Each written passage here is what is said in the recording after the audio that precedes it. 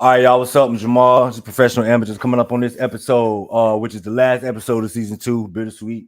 We're gonna be talking some USA basketball, and we're doing our top 50 list, top 50 players to close the season, top 50 players to end of the next season. However you want to frame it, because me and Courtney framing it pretty much two different ways, but y'all know how I go. Come back, Professional Amateurs. Lights, mic, camera, professional amateur, professional amateur, professional amateur. Lights, mic, camera, professional amateur. This that season 2, we coming back, nothing but stamina. Light, mic, camera, professional amateur, professional amateur, professional amateur. Lights, mic, camera, professional amateur. This that season 2, we coming. All right, beautiful people, welcome back to Professional Amateurs. I'm your host, Jamal, coming back one more time on my man, Court. Court, say what's up to the people. Man, what's good, man? Okay, before we get into it, my wife informed me that I've been doing this wrong. And shit, I've been doing it for like 2 years wrong, apparently. But y'all go ahead, like and subscribe on this video. She said I'm supposed to do the call to action at the beginning of the video, not at the end, because she's like, people might not wait to the end, but whatever, G. So before we get into anything, y'all go ahead, hit like and subscribe. Y'all follow us on all the social pro and pod on TikTok. Professional Amateurs 919 is the link on YouTube for the people listening on the pod feed, and Professional Amateurs podcast on Instagram. Follow us on all the movements, like and subscribe. Now, Court, let's get into this gold medal game before we get into the meat of it. We recording to y'all on a Saturday. It's like 6:42. Fresh off the gold medal, the United States basketball team winning their 7th gold medal in like the last 8 tries, I believe it was. We always winning the gold, but every single year it's getting tighter and tighter and tighter and tighter, and the discussion is getting louder and louder about, is the world catching up? I know you're not really shocked we won. I'm not shocked, but are you shocked at like how well France played? Like, and how close the game was, even though when it looked like the United States was gonna pull away? Like, are you shocked by anything France did? Did you see anything in anybody in France that kind of raised your eyebrow? They played with NBA players. Yeah, yo, what did Yabusele used to play in the league? He played in the league. Yes, he played for the Celtics. Yeah, I thought the guard number 12 used to play for the Spurs. Like NBA player. Yeah, he played with NBA players. Like, I don't know why people act like, listen, the world is so dominant. We beating them at their game with their rules. Yeah, because they're not playing our shit. We playing their shit. The rules is different from the NBA rules. Yeah, we playing their shit. It ain't just simply the rules. We talk as far as the game shorter, less fouls to foul out, and closer. Like, we doing their rules and we winning. Like, what the fuck else do y'all want? What else do y'all want? I mean, we just want the United States to win every game by 25, 30. Like, it was 1992, and we got all the NBA players on our team, and no other country got NBA players on their roster. Like, I think it was 9 total they played at that time. Yeah, like, that's crazy, bro. Like, Canada by themselves got 10. Every team got professionals on their roster for the most part. Like, every country got an NBA player or a player that's played in the NBA. Might not like currently be there right now, but like, for the most part, every country, like all the countries, bro. So it's supposed to be closer. These countries is playing with, just like you said, NBA players. Like, we getting ready to get into this list. I got Wemby high as hell, like on my list. Like, I don't know how you got him on your list as far as like top 50 players in the NBA, but I don't give a damn who you ask. Victor Wembanyama is a top 50 player in the NBA. You know what I'm saying? Like, already after one season. So, I mean, it don't shock me the way, like, as close as the game was. I'm really glad. I'm happy. I'm gonna go ahead and say this: as a Miami Heat fan and as a guy, like, I don't know if you felt this way, but it really felt good to like not hate Stephen Curry, like, you know what I'm saying, or like to like cheer for Joel Embiid. You know, I hate Joel Embiid, bro, with a racist passion. I really can't stand Joel Embiid. But I will say that, like, that was refreshing to have like players like him, and Jason Tatum. Like, I can't stand it. Even though I didn't get to cheer for Tatum much, but you know what I'm saying? That's a whole nother story, which I knew Curry would play his ass today after, like, because he one of them people if that noise get to him, you knew he was gonna play his ass. But like, is that a thing for you? Like, all right, man, now I get to cheer for Durant instead of like, man, fuck Durant. I'm tired of his ass. Scored 15. Now they like, you know what I'm saying? No. I'm a real passionate NBA fan. I don't like players that don't play for the Heat for the most part. I just want to see good basketball. But as far as like they make me careful in the order and shit like that. Oh no, nah. Now once this shit is over with, as fuck Stephen Curry. I don't really care about Stephen Curry. No, only thing the Olympics do for me, the Olympics make me watch like our country and other sports. Like I watch a track and field race, a swimming race. I watched water polo the other day where the girls lost in the fucking shootout against Australia, shit like that. But as far as basketball, I look at that like that's our game. Like, we supposed to win it. It is what it is. Like I just watch because I'm a basketball fan, but that's why as far as do it make me more patriotic and all that shit. Oh no, that's why my name is what it is. I'm an Olympic patriot. I'm not like one of them, you know what I'm saying, USA over everything type guy. Other than the Olympics, like you said, I'm tuning into sports. I ain't never even watched. I ain't watched all year, the last 3-4 years. You know what I'm watching fucking table tennis. I even watch break dancing. You know what I'm saying? Shit like that. I'm talking about cheering hard. Like I really like know these motherfuckers, bro. Like real life. But as far as the basketball wise, I don't get too fucked about it. I really don't. Like, watch as a fan of the game, but as far as like any extra shit, no. Yeah. Who you think would have took most of the Heat if the USA would have lost this game? LeBron James. You don't think it would have been Kerr? No, LeBron James. Because we got to realize, man, LeBron James, everything he does is about him versus Jordan. So he loses this, and he would have had 2 times he didn't win the gold medal. That would have been another strike in his argument versus Michael Jordan. I mean, that's just the reality of it. So, I mean, it's fucked up to say, but that's just the reality of it. Like, it's all about LeBron versus Jordan when LeBron is playing. Yeah, that's what it is. My mic is nigga weird, so yeah. But I mean, I agree with you with that. But I do know that the noise has been loud around Steve Kerr. So let them have fucked around and not won this medal tonight, bro, or silver, because they would have lost. They still would have medal.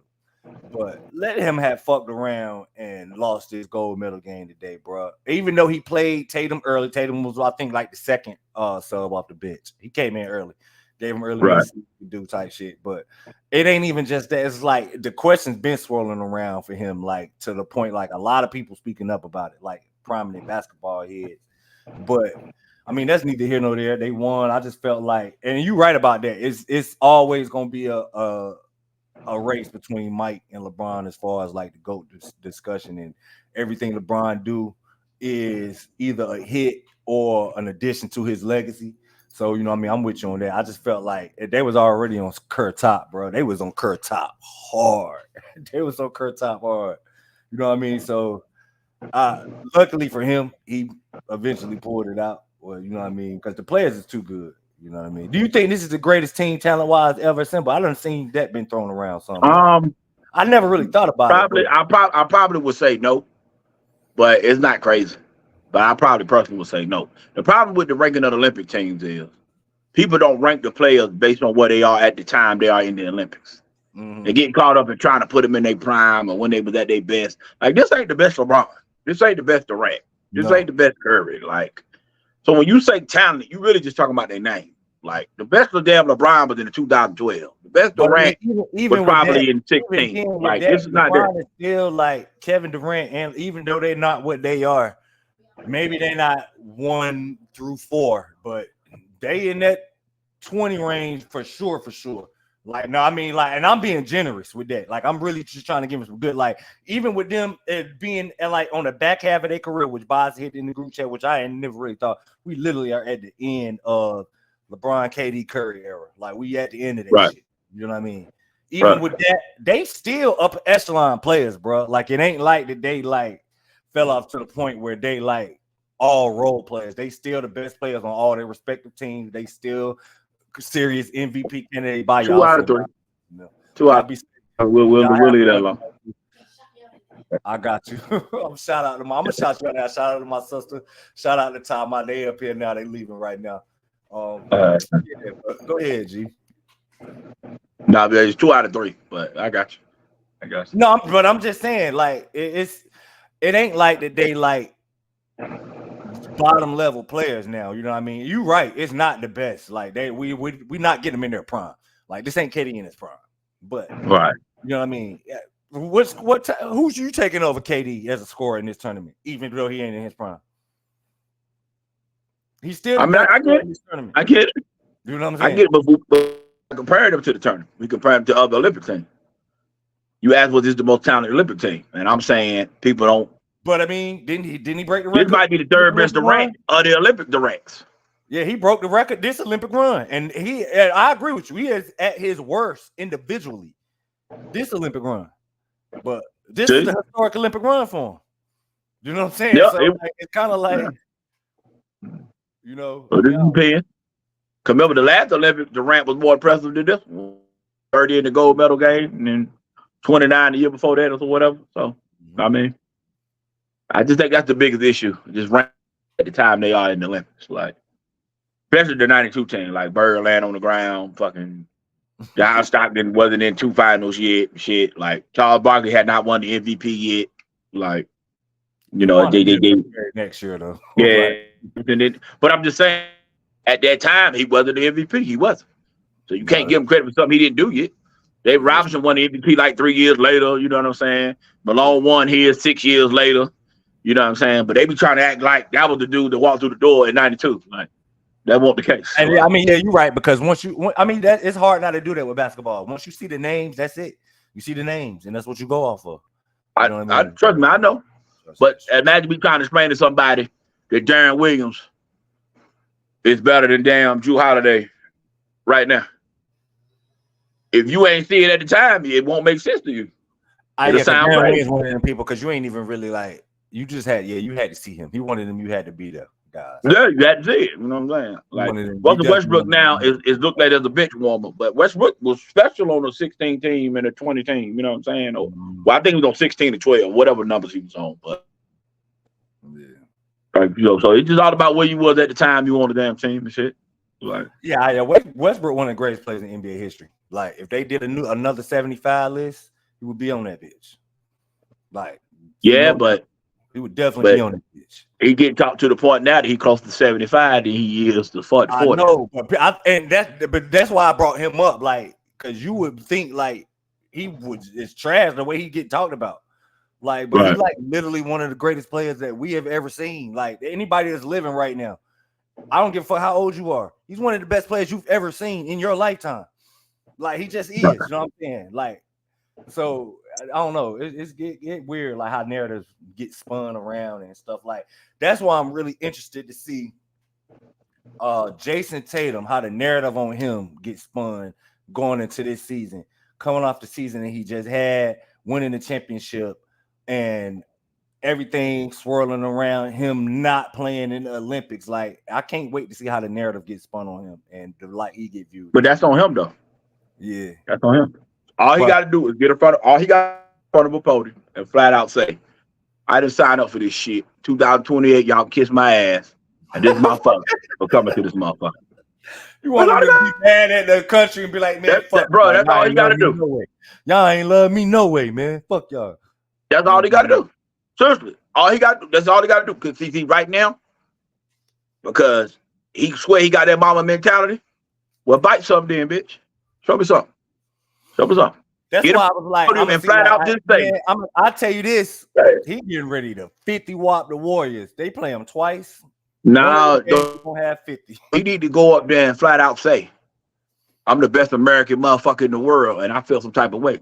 If you on that Mamba shit, Mamba the motherfucker shit. Go do it. Go do it, bitch. I see where you going, man. That's just because you listen, you want to get the man slithered all on your goddamn body and 24s and 8s and all this crazy shit. Yo. And wear his Olympic number and all this fuck shit, nigga. Man up, bitch. Go ahead. Get up there, because it's all on you. Because I said this shit before the Olympics started. When I seen the Olympic lineup, I said, yo, you need to call that motherfucker and find out what the fuck going on. Because this is what I know. Steve Kerr coached against LeBron in the finals multiple times. He coached Kevin Durant. Kawhi and somebody he had to compete with in the West with the Spurs and the motherfucking Clippers. Yeah. Spo was coming. Bam, his player. You know damn well he ain't picking you over his own player, and bam. Davis and Embiid played center. I seen the minutes not being there. I seen it before you even fucking got on the goddamn plane, the boat, whatever the fuck. How the fuck you didn't see that? How the fuck you didn't see it?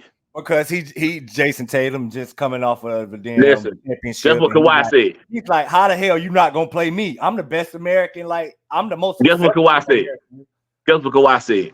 Y'all they about to fuck me. I'm out. I'll holler at y'all. Well, I definitely did that shit. Hey, bro. And guess how many words you done said since you left that motherfucker? He ain't said shit. Exactly. Because I got to explain nothing to you bitches. I see you motherfuckers October. I'll holler at y'all niggas. He said nothing. You ain't about to waste my goddamn summer with this fuck shit. I'll see y'all October. Fuck that gold medal. You ain't finna play me. I'll see y'all October. Yeah. That's what it is. He saw that writing on the wall and was like, hell, you ain't seen it. Hell, you ain't seen it. Bow out. I bow out. Hell, you ain't seen it. I'm good. I'll holler at you. Won't go complain about it and won't go question it because he Kawhi and they be like, oh, he could be nursing some shit and maybe like, you know what I mean?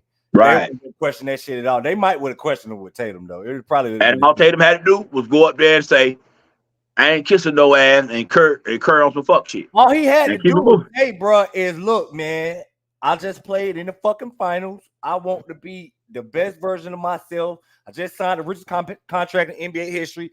I need to live up to that shit and defend my title. I need a full summer to recover. Nah, bro, he had to say. He had that sounds good. That sounds good until Bron won the title in the middle of the same year. Jordan title in the middle of the same year. Like you try to join history here. Kobe title in the middle same year in 08. Listen, man. To the finals won it next year in 09, whatever. But point being in trying to make history here. And he really felt like he was the best player in America. Yeah, I know he did. And what I'm saying is when you got fucked the first game, instead of being the good guy, you should have got on the goddamn podium and talk. Now, once you commit, you can't quit. Once you commit to it, you can't quit. Like I'm talking about all the way, quit the way you play. If you're in training camp and some shit like that, I'm talking about once y'all go and y'all play a game and y'all fly overseas together or whatever. Now you it is what it is. Now you just gotta suck it up. It's too late to quit then, because now you look like a bitch. You look like you complaining and you looking like so his mama said something. He didn't like no bitch then? I mean, mama's gonna say what they gonna say. Like it ain't like he was like his mama's manager. His mama's manager. Yeah. Oh, it's for real. His mama is Rich Paul. Yeah, that's what I'm saying. This ain't no mama mentality. You know how much mama mentality is? He said, "Fuck my mama and my daddy. I don't get no money from me. I don't get shit from me." If you gonna be the mama, man, be the mama. You want him to cut his mama off now just to be like Kobe. You want him to fall out. All I'm saying, if you feel this way and you on that mama shit, say what it is. Yeah. Say what it is. I don't want October to come when they do the little interviews for the season and you tell me, man, I got motivated by what happened in the Olympics. Nah, say something in real time, bitch. I don't need nothing too much from now. Cause say what you want. Jaylen Brown said something in real time. He did. Y'all really took Jerry White over me? Nigga, I got eyeballs, all that shit. What the fuck going on, bro? Yo, Grant. Tag Grant Hill, tag Nike, all that shit. Y'all niggas really picked that motherfucker over me? All right, explain this shit. I'm gonna make this a topic today. Yeah. And he did it in real time. All I'm saying is do it in real time. Do it in real time. And with that said, Tatum, don't show your ass up 28. Show your ass up 28. Let them figure it out. I better find an American wing, bitch. The white flag better be real. 28, because 28, he playing, man. But if I'm him, I'm with you. I'm done, bro. The white flag better be real. I'm gonna be petty as hell. Nope, because you know they need him in 28. Because it ain't gonna be no LeBron, it ain't gonna be no Durant, it ain't gonna be no Curry there, and ain't gonna be no Tatum, nigga. Hey yo, they gonna need his ass. They better ass kissing. I will say this. Tatum might do it for Grant Hill. Grant Hill got a lot of pull, bro. Because you know Grant Hill running shit. Man, fuck Grant Hill. No, I mean, it's easy for you to say that because you ain't part of the brotherhood. But Grant Hill like a big ass, like real talk. Like a big ass, like Cooper Flag flat out said it. That's how he got on. He didn't even hide that shit.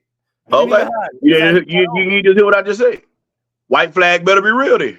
Because he better be the one to come. Because I'm not coming. I just said that. Well, I just said. He better be the wing.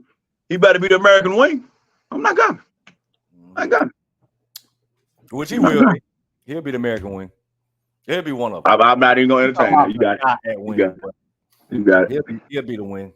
Brother gonna be well represented because he's gonna be there. Paolo gonna be there. I don't think, contrary to what you're saying, I don't think Jason Tatum gonna sit it out because he's gonna be the man. He gonna be LeBron to that team in 28. And plus, it's in America.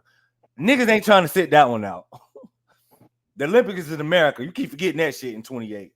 They ain't trying to sit that one out, bro. I hear you, man. I hear you. If I'm Tatum, gonna be fighting. I'm Tatum. Fool me once, bitch. You ain't gonna fool me twice. I'm good. I holla at you. I got 2 gold medals. I holla at you. I'm good. Right. All right, man. Let's go ahead and get on to this topic, man. Finally, congratulations one more time to the United States men's basketball team. The ladies play tomorrow, right? Gold medal game against France. It's tomorrow. It's gotta be tomorrow because the Olympics done. Yeah, they play France. Yeah. Tomorrow that's the. Yeah, I know they play France. I'm just saying. I didn't know if it was ladies tomorrow. But yeah. Congrats to the men. Congrats to the USA. We've been whooping ass. Damn, motherfuckers ain't gonna never like us. We got 30 more medals than any other country, which is crazy. Like, I don't know. All right. Top 50 list now, y'all. Last show of the season 2. I figured we're gonna end it off with a top 50 ranking, how the NBA players impressed us or did not impress us, and in the case of some guys dropping, we need to do, because we did it. We did a list we did a 50 at the start of the year last year, right? Did we do the starter? We should have compared that shit. Same thing. Yeah, I should have brought it up just to see where we got who, like, you know what I'm saying, who was where, and like, right. Yeah. Okay, so as y'all know how we do this shit with our list, criteria be all over the place. Mine specifically, I'll start with me, is it's a mix. It's a combination of what I see, just flat out. I know what the hell I'm looking at, which is why guys like Ja Morant is on this list. Also, it's a projection towards what I think you're gonna do in the next season and what I just watched you do. Like, you know what I mean? Which what I just watched you do got a real, it all plays an impact in, like, up and down the list, but for specific guys, it plays a heavy impact. Like at the very top of the list, I'll get to it when I get to it. But you know what I mean? The number one spot was up for grab, and some of the shit I just saw, like towards the end of the season, really fucked it up for a couple of the guys. But so without further ado, you want to go ahead and explain your list before we get into the list? Pretty much same boat for the most part. 30% track record / your most recent work being the most important. 40% your ability just to play basketball, like the production you put up / the role you play, meaning the number 1 on your team, franchise player, what I expect of you versus the number 2 and the number 3 and all that type of shit. And then the last thing is projecting. The last 30% is projecting / eye testing, and what I believe will be the case for next year. Meaning I am projecting injuries. I am projecting what your team will or won't do during the next season, which will affect your ranking. It is what it is. That's how I go. Everybody got to get a slot. I didn't do no tiers. I picked a number and I stood on the motherfucker. So that's just what it is. So yeah, 7 through 12, y'all the same dude. Now you number 7, you number 8, you number 9. You got to stand on it. You got to have your reasons for it. So I mean, I'm with you. With that being said, literally looking at my 7 through 12, you can shake that shit up. I used that because I thought that was the hardest places to rank. Literally, I thought 6 through, and every last one of them players could be in wherever you put them at. Right. I thought 6 through 12 was the hardest numbers to rank. Yeah. So you had to have your reason to do whatever number you did 6 through 12. Yeah, I ain't that deep. I ain't that deep with it. Yeah. It is what it is. Hold on, y'all.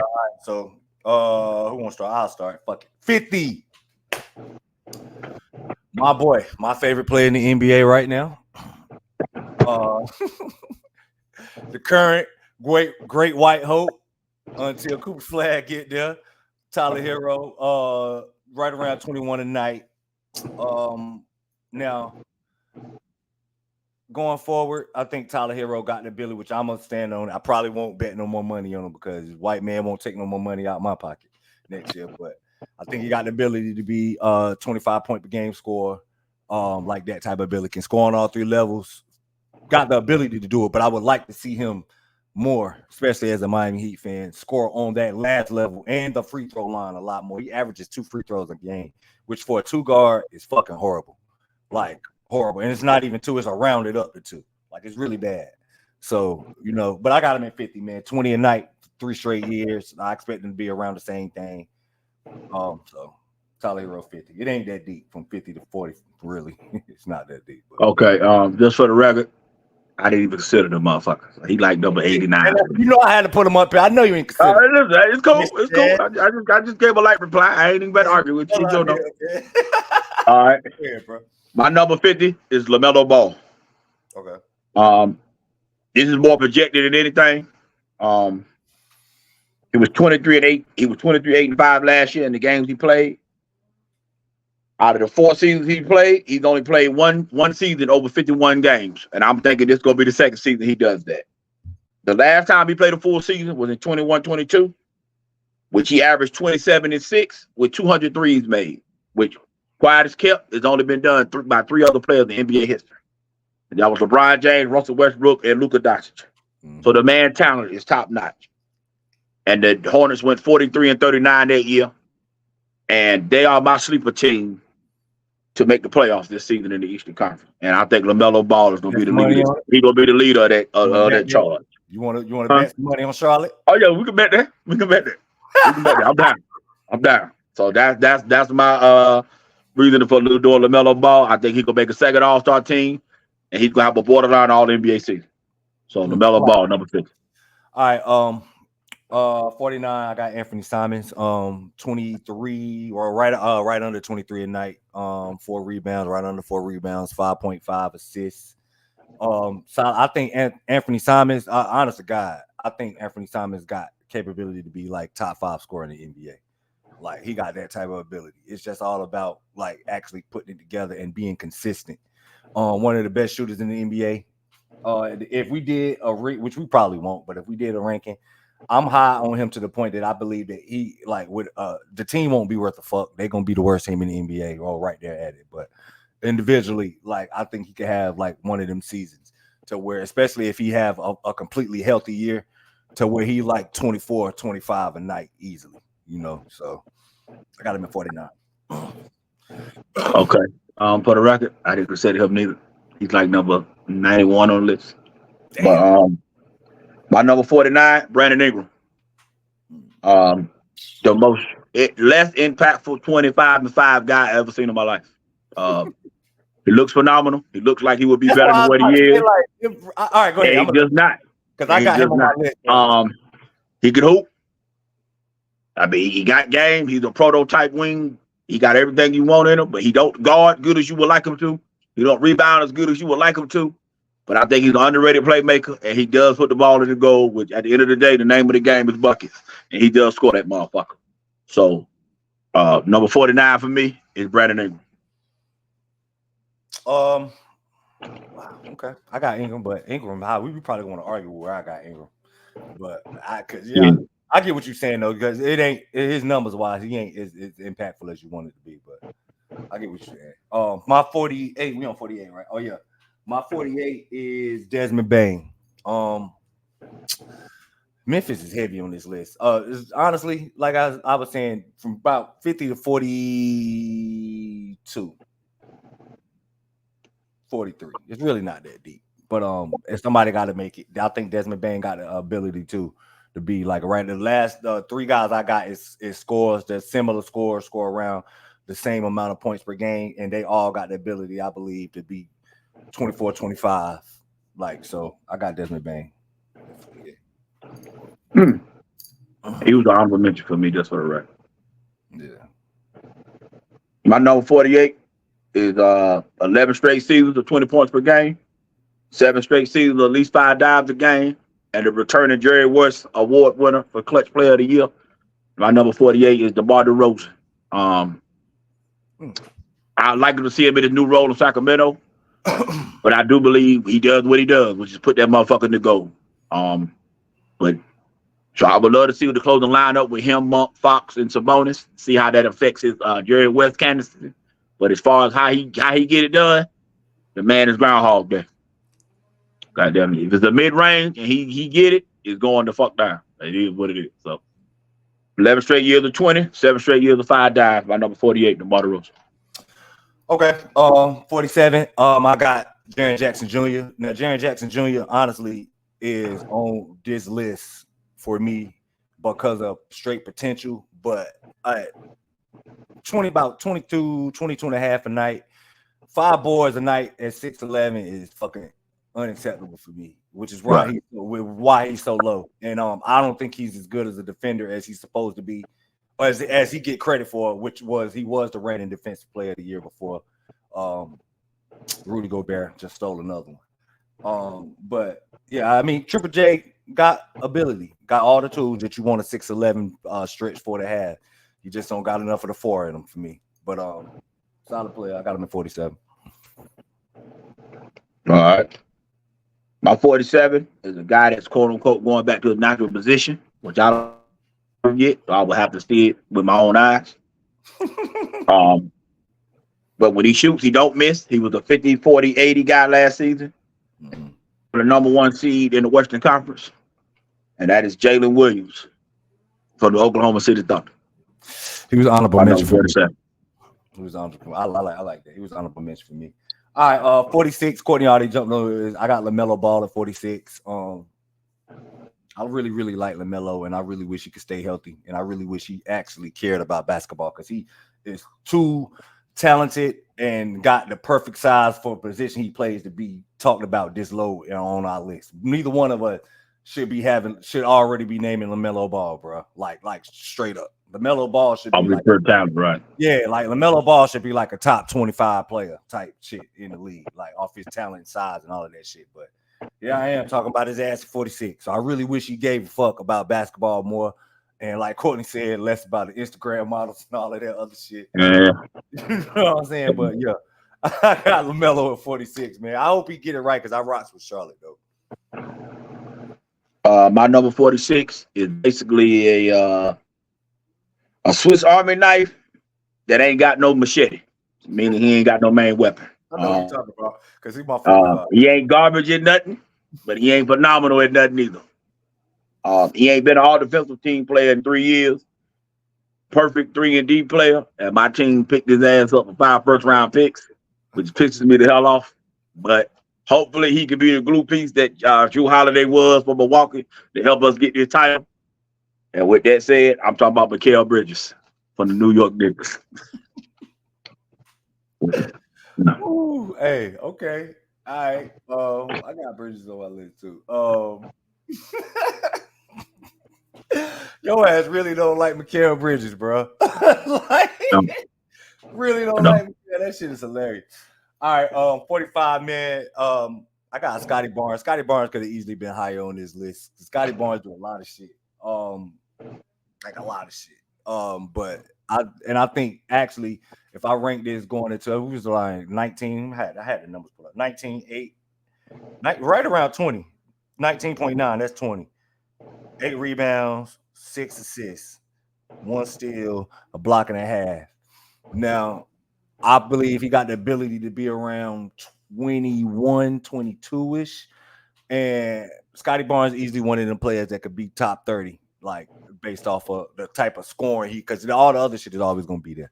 You know what I mean? It's just if the shooting comes around to where it's supposed to be, which that's my thing. Y'all know I like if shooting is your element, then you can correct that with no problem in the NBA. So I expect Scotty, if we did a list, to be higher, but right now I got him at 45 on my list. For the record, he should be on the 28 Olympic team. Need to hear no doubt. All right. Number 45 for me. He's going into year 4. He's improved every year he's been in the league. I'm banking on the team, banking on him. Meaning they didn't get nobody to get in his way. They didn't fuck with his touches. And the way he looked at it showed me that he got some bounce back to his ass. I'm going for the white boy out of Germany. Franz Wagner. Or the Orlando Magic is my number 45. Okay. 44. Honestly, 44 is Derek White. I'm gonna name Derek White. I'm gonna name why I named Derek White. I honestly think Derek White, the season that the Boston Celtics had, I think that every last one of them deserve, other than probably Al Horford. Well, no, it ain't no probably. Al Horford's the only one that's not on this list. Spoiler alert. I think all of them deserve some credit. I think Derek White is one of the more underrated glue guys in the NBA.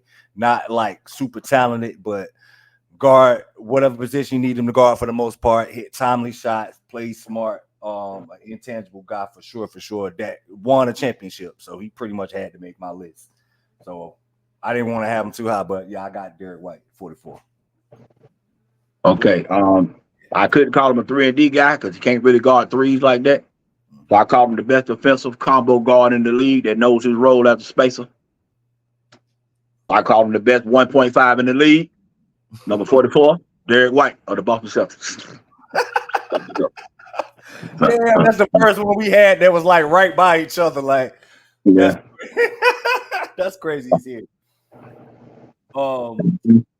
Yeah. So where we at? 45, 43. 43. 43. I got DeMar DeRozan. Courtney already listed a lot of the stuff that he done. Y'all know DeMar DeRozan, one of the greatest scorers in this particular generation, literally by the numbers, one of the greatest scorers.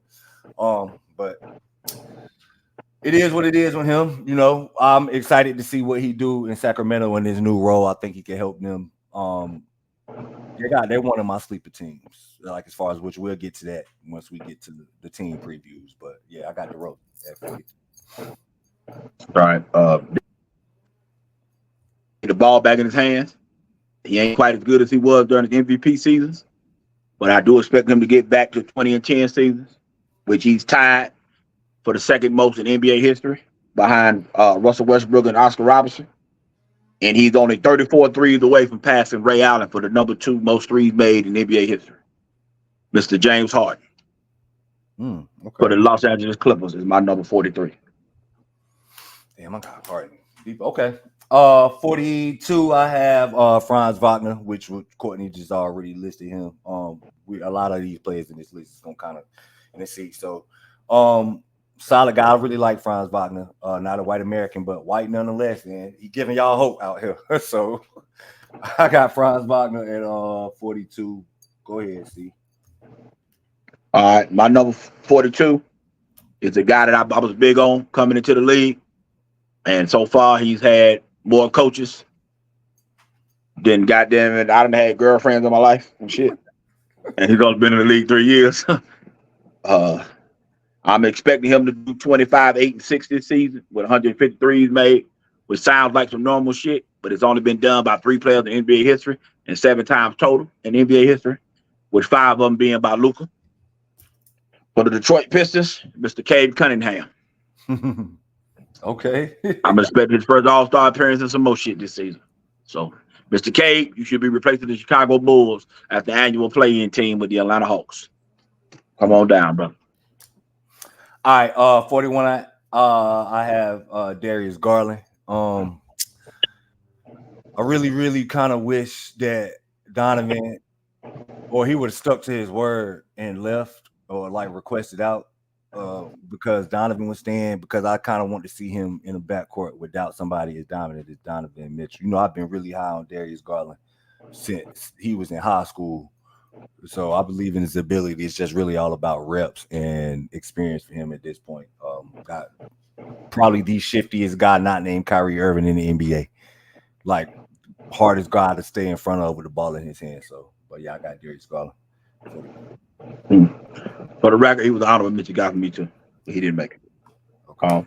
Number 41, Kevin Durant. Of the players in the NBA history to average 20 points and to make 153s in the same season, that's 6'10" or taller. The only player who's done it more than this guy is Kevin Durant. When he does it again this season, after he just got his money, because he can't be traded, because he just signed a new contract and he can't be traded till next off season, he will pass Rashard Lewis and Peyton Stock second place from the Utah Jazz, Lauri Markkanen. Damn. Okay. I got Markkanen high. Markkanen on my list too, but yeah, we won't get to. I get where you're going with it. I get where you're going. Really, I don't think he was matter this season as much as he could. So. Yeah. That's what I'm saying. I get. Excuse me. All right, 40. I got KP, Kristaps Porzingis. Like I just said, felt like all of the Celtics for the most part deserved based off of ability. At 7'3", 7'4", whatever he is, rangy as hell, automatic shooter from the catch and shoot position, which is he one of the better catch and shoot guys in the NBA, period, like regardless of position. Legitimate shot blocker. The Boston Celtics would not have won the NBA championship without Kristaps Porzingis. Just be clear about that shit. He was the missing piece that they needed in order for them to win the championship, because they would not have won that championship with Al, which even though Al Horford was solid as shit all season and in the playoffs, but with him being the main priority at the 5, they wouldn't have won that shit. They needed KP, so I got KP at 4. Pretty high. All right. My number 40 is, I think, is one of the top 5 most versatile players in the NBA. Now, what I mean by that is, I think he could play 1 through 5 offensively and defensively. Yeah. He graded all 5, but I think he can legitimately play all 5 and guard all 5 positions. The only thing is, he's not played in the game that matter for those who've never seen him play. And that's from the Toronto Raptors, Scotty Barnes. I think he will be making the second All-Star team this year. I expect him to average about 23 points, 10 rebounds, and 6 assists. And I think him, R.J. Barrett, and Emmanuel Quickley can be a little better team than people may believe if they play to be that. Because I think they're the team that's going to tank. I think they're trying to tank for Cooper Flag. But if they didn't care to do that, I honestly think they can make the playoffs. I think they can make the play-in and be a real threat to make the playoffs. But I do think Scotty Barnes is one of the 5 most versatile players in the NBA. I agree with that. All right, 39. Courtney already listed him, and I understood why he listened where he was, but I ain't ignored the 25 tonight like that, because that shit is hard in the league. It's Brandon Ingram. Like I said, I get what Courtney was saying, because I kind of do agree with that. You would like to see it be a little bit more impactful, or him be a little bit more impactful on both ends of the floor with all the length and all of that shit. But 25 to 25, bro. That shit is rough. So you know what I mean. I got Brandon Ingram at 39.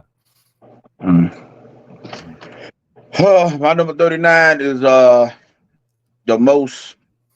All we care about is what he can't do instead of talking about what he can do, which is top 5 in the league in blocks every year, top 5 in rebounds every year, top 5 in field goal percentages every year. And he's willing to set the most goddamn screens in NBA history during each season. He comes to work game in and game out. Love him or hate him. All I know is every team he's on, they top 4 or 5 in their conference every year he plays. And that's Rudy Gobert from the Minnesota Timberwolves. My number 39. I ain't mad at it. Yeah, you know I'm right, but I get where you're going. Like even right now at the Olympics, they talk all the shit about him. Guess where his team was playing at for the gold medal? Gold medal game, yeah. And guess where they played at? They realized. Guess where they played at before Wemby got on in the World Championships? The gold medal. Like that's what he does, man. Like he soups up, he plays, he don't give a damn where it's at. He always talk about what he can't do and never give credit for what he can do. So Rudy Gobert, my number 39. His teams are always in winning positions too. So I'm with you. Okay. We're at 38. My 38 is Drew Holiday. Probably could have been high on his list. But it's like that's what a lot of his projecting going forward too. But which is probably why I got him going low, because I mean he's not old, but he's getting older, and I think it's gonna be interesting to see a lot of the Celtics and the way that they look this year, coming off of that championship, and just a different role. But Drew Holiday at 38, you know what I mean? Really too much to that. All right, my number 38 from a talent standpoint is way too low. But I do think he's gonna be playing out of position this year, and I think that affected me how I was gonna rank him. And I think his last image of him not being able to grab no rebounds was too caught up in his own team management's head instead of letting him grow into what he needed to be coming off his rookie season. Yeah. But from the Oklahoma City Thunder at number 38, I got, which he should be going into this year as one of the best stretch 5s in the league. Instead, they trying to make him a versatile 4, and I just don't think that's the move for him. But I do think he's competitive. I do think he gives a fuck, and I do think he loves basketball. So he won't be garbage, but I don't think he will be as impactful and as great as he could have been playing his real position, which is center to me. So my number 38, Chet Holmgren. All right, 37. I got Cade Cunningham, which he had already discussed. I think from a talent standpoint, Cade Cunningham is a legitimate, want to be probably top 10, top 15 most talented guys, pound for pound in the league. But it's just time to start putting that shit together with some winning. But I actually think Detroit is going to be in the playoff hunt this year. I don't know. I like what Courtney just said about Toronto. I'm interested to see if the same thing plays out for them. If they're going to be interested in tanking for Cooper, or if they're going to be interested in actually making this playoff push. So right. Yeah, so we'll. I mean, I don't know. We'll see that. Is it somebody knocking at my door? I don't know who the hell that is. Yeah, but it is what it is. Go ahead. I got K to All 36. right. My number 37 is ranked too low based on his talent, but I'm gonna tell you why I got him ranked number 37. Since he's been in the league, he has the same number of double doubles as Nick Richards. 5 less double doubles than Isaiah Stewart. 12 less double doubles than Enes Kettner, and he ain't played in the NBA in almost 3 years. 14 less double doubles than Tobias Harris, using points and rebounds. But I think he's the most deadliest player going downhill in the league. You know exactly what he's finna do, and he getting you 25 a night, and he ain't shooting shit past fucking 12 feet, which is the craziest shit in the world. Leg look like it's longer than the other. He always like he hurting when he walking. But for some reason, he can catch alley you, but he can't block the shot. Who you get? Yeah, this You know what that's I'm saying? From the New Orleans Pelicans, Zano. Tom Williamson. And another player, 2028 Olympics, your ass better be on. Just for the record. That's funny because 36 is Zion for me. Zion is my 36. I'm gonna go ahead and say this. There is no way that you and LaMelo Ball should be fucking ashamed of y'all selves that we discussing y'all in the 30s and 40s, bro. Like for real. Like I hope that he gets win of everybody's list and everybody got him this low and he used that shit as fuel because there's no way I should be talking about you as the 36th best player in the NBA. According, should be talking about you as the 37th best player. Like no way, bro. Like, so get that shit together, bro. As a Duke fanatic, get that shit together. But yeah, he's my 36. Okay, hey, let's do trivia. Go ahead. What's your playoff stats? 0, in your career? 0, 0, 0. Isaiah. Same as yours. Get in the playoff. Change that shit, motherfucker. Change. All right. My number 36 is the new Brook Lopez. Plays great defense, can stretch the floor, can score mismatches, but he can't rebound a motherfucking thing. For some reason, every team he plays on is great at rebounding the ball because he knows how to box out. He just ain't gonna go get the damn ball his damn self. I think this year with his superstar being hurt, gave him more reps and more confidence to be the scorer that he needs to be. Sort of how like Brook Lopez was with the Brooklyn Nets before he became a Milwaukee Bucks member. Yeah. From the Memphis Grizzlies, Jared Jackson Jr., my number 36. Okay. My 36 is James Harden. Sad world we in now that James Harden is like nobody's top 20, top 25, top 50, like none of that shit no more. And I kind of felt, honestly, 36 might be a little high, but I just felt a little bit like I don't want to disrespect James. Like fourth greatest two guard in my lifetime ever, probably behind Mike, Kobe, Dwayne. Is probably James Harden is probably be the two guard that you name. You know what I'm saying? So just out of the respect of that alone, I got him at 35. So all right. My number 35. Last year he averaged 21 points, 9 rebounds, 5 assists. First time he's ever done it. But guess what? He's fourth all time of centers who's ever done that in the season. Behind Kareem Abdul-Jabbar, who did it 3 times, Wilt Chamberlain, who did it 4 times, and Jokic, who's on the streak of doing it 4 years in a row. I'm saying that to say this man is about to go down offensively as one of the greatest centers ever. Quiet as kept. Now the question is, does this team want to build around him? Or do they want to build around Mr. Curley that's popping babies out of nowhere? Hey. So my number 35 from the Houston Rockets is Alfred Sengun. Okay. You said Mr. Curley that's popping babies out of nowhere. Sengun was one of my honorable mentions too, man. I wanted to put him up there too, but I get where you're going. That's funny. Call that nigga. That bro is really like just knocking out babies back to back. Like what the fuck wrong with Jalen Green, man? Yeah. All right. 30. We on 34, right? 34. Think 34. I'm just going to say 34 could be too low depending on how you're looking at it, but I think a lot, just kind of like Courtney said, it's like his teammate. A lot of the discussion is talking about what he can't do or what he's not doing and not focusing on what he is doing. I had the numbers 21.8, so that's 22. 8.3 rebounds, 3 assists. Karl Anthony Towns. Literally one of the most talented players that I like, and you might hear it like he's based off pure talent for me. I arguably top 10 talent in the NBA, pure talent. Can do everything on the basketball floor, and he's a 7-footer that's got like legit body mass. But for whatever reason, it get talking about how soft he is, and people just like act like he can't play at all, which blows my mind. You know what I'm saying? But yeah, I got Karl Anthony Towns at 34. I got him a little higher, but point taken. All right. My number 34. In the last 4 years, he's made 3 All-Star teams. He's made 2 All-NBA teams. He's averaged 23, 10, and 5 since becoming a member of this organization.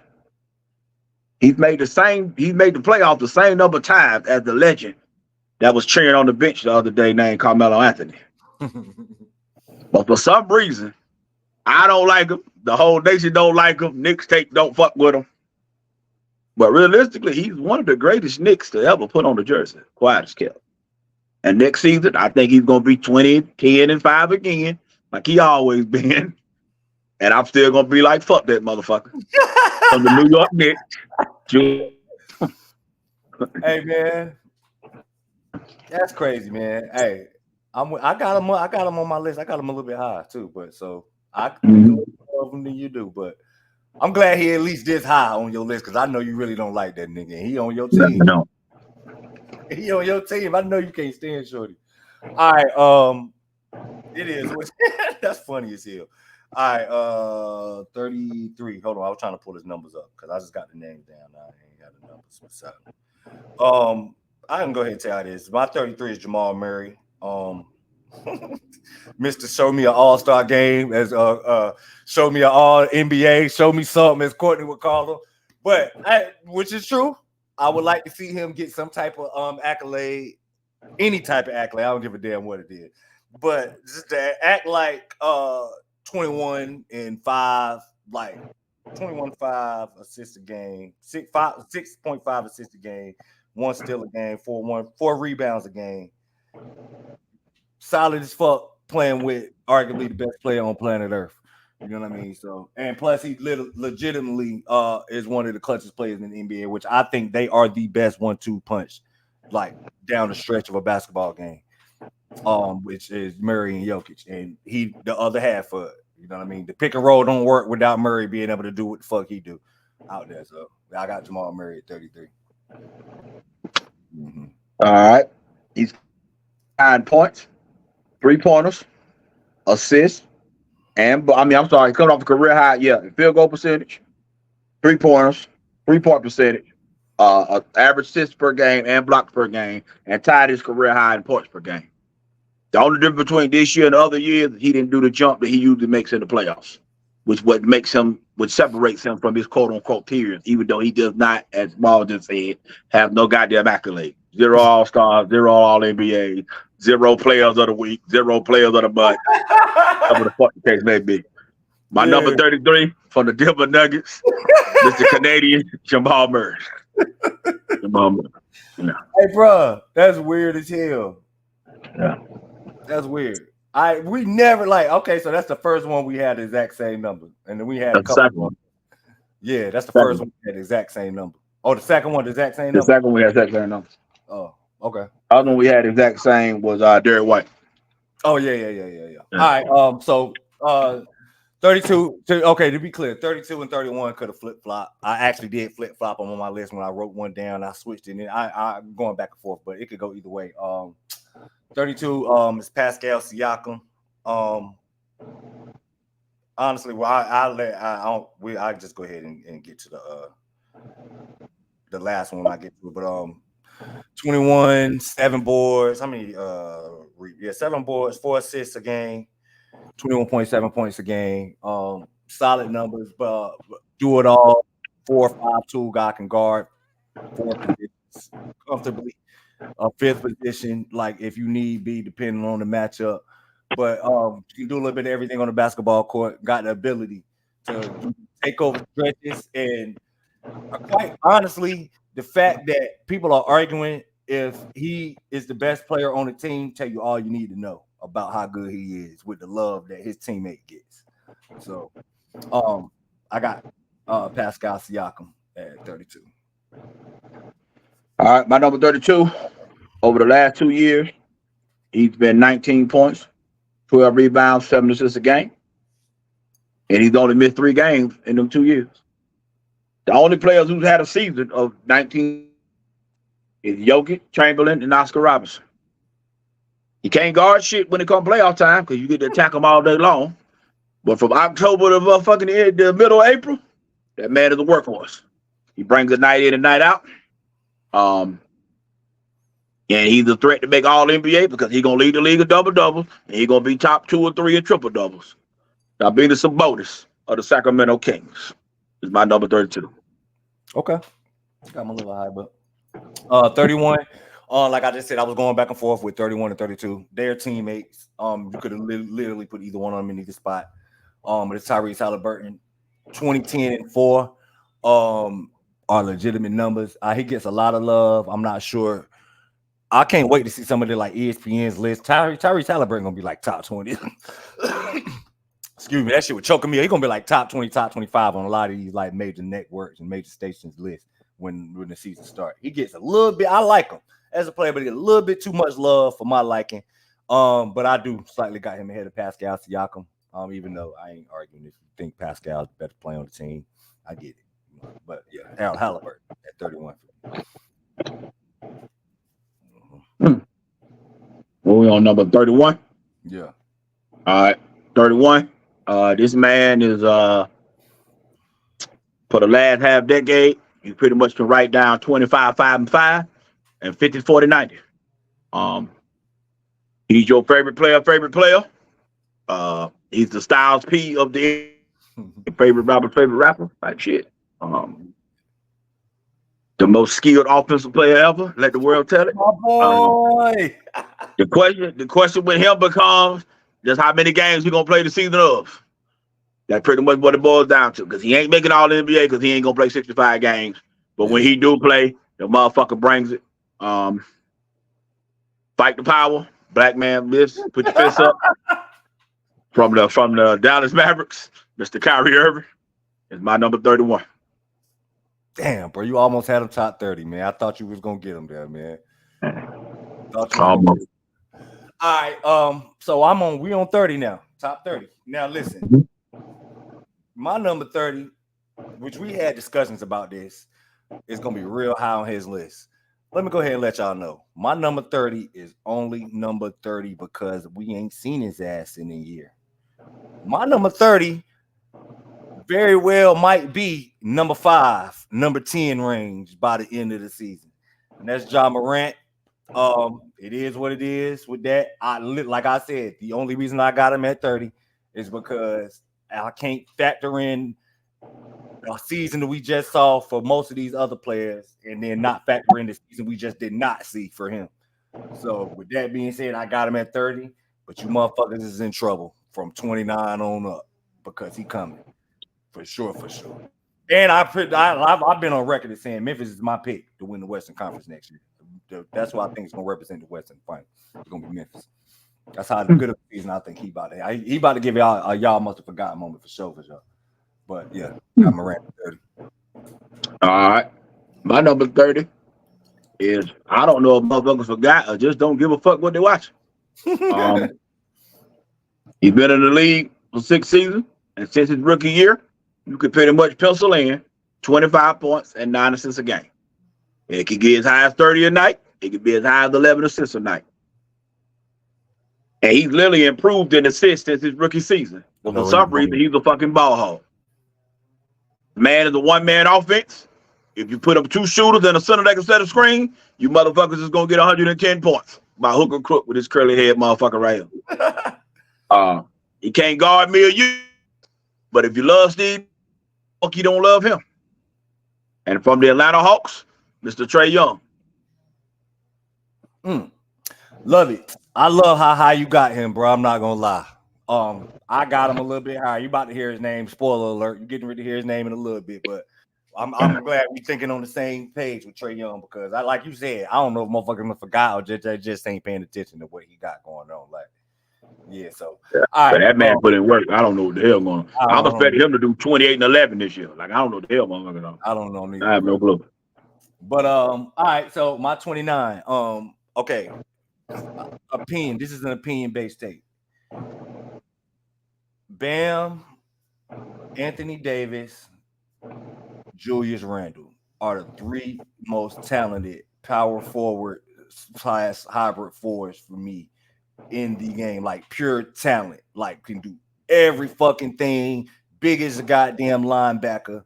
So Julius Randle is my 29. I don't think a lot of people realize how fucking good this guy is, bro. And the fact that he is 24 a night. 9 rebounds, right? 9.2 rebounds.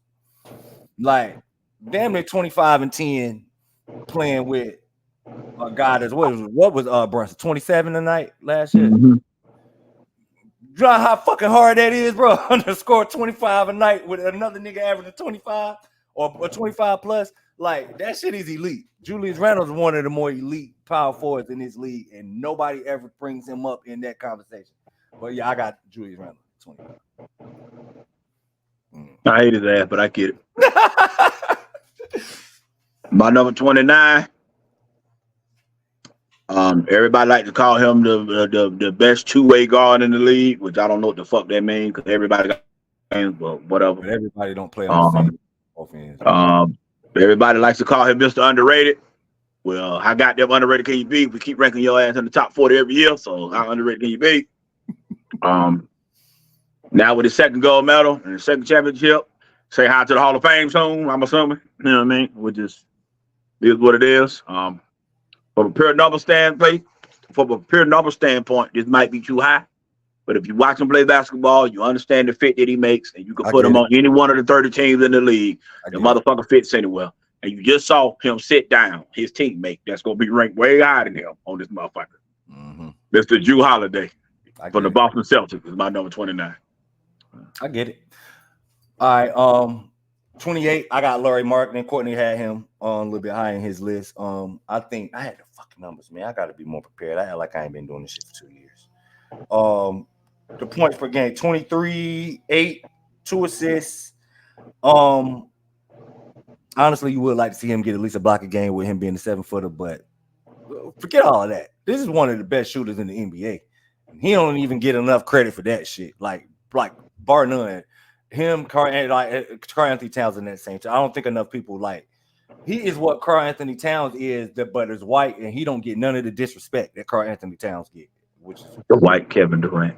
Yeah, it's really weird. Like he don't get none of the disrespect. Like, you know what I mean? But yeah, I got Lauri Markkanen, man. I think Lauri Markkanen is official. I got him at 28.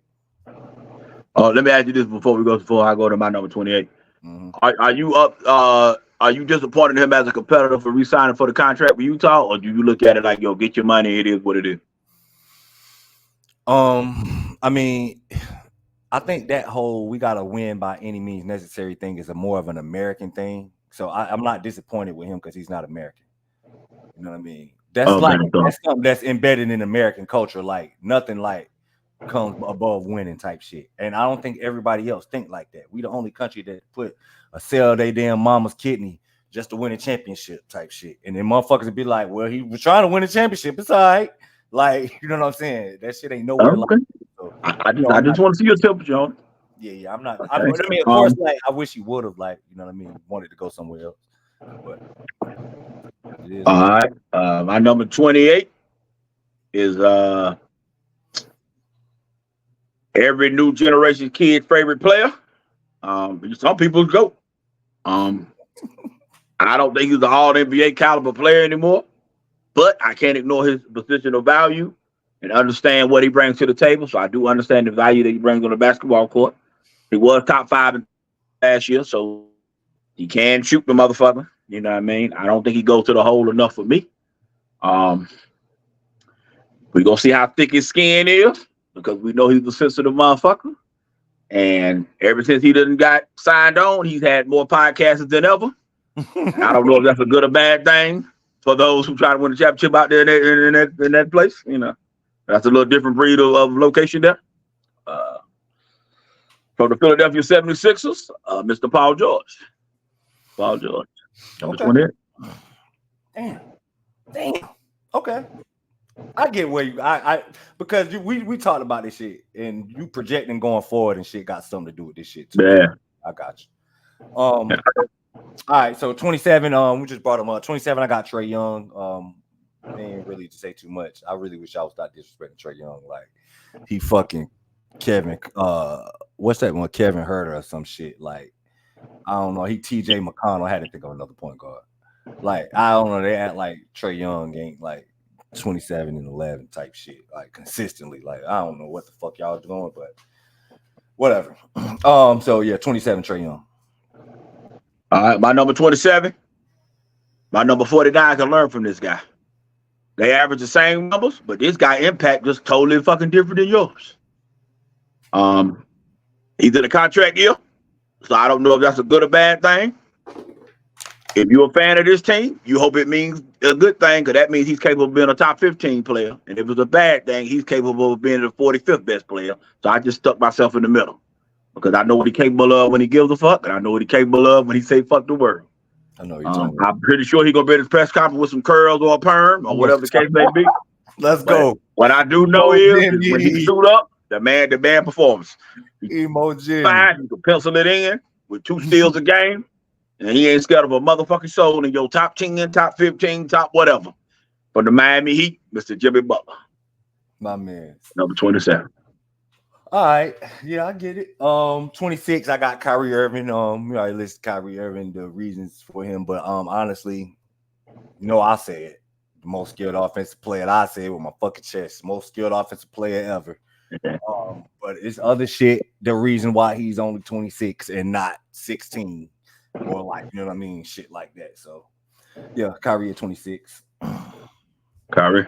Mm-hmm. All right, my number 26. He's in a tricky situation, but finally got a glimpse of the life. They got rid of a Hall of Famer to give him the ball, and then they brought in another Hall of Famer, which is everybody's favorite player guy. I mean, every kid's favorite player guy. So I hope it don't fuck with his aggression and his uprise. Mm-hmm. Because last year he had 25.6 assists a game with 200 threes made, which is not as common as you think it is, which the first player in NBA history ever to do that was Gilbert Arenas. Shout out to him. And a quiet candidate to be on the 28 Olympic team while we on the Dead Olympics. For the Philadelphia 76ers, Mr. Tyrese Maxey. Okay. I like that. All right, top 25 for me, man. We entering the top 25. Now listen, top 25, this is a projection. Not really honestly, I guess you could call it a projection, because I don't know how high some of these other like the main major outlets is gonna have him.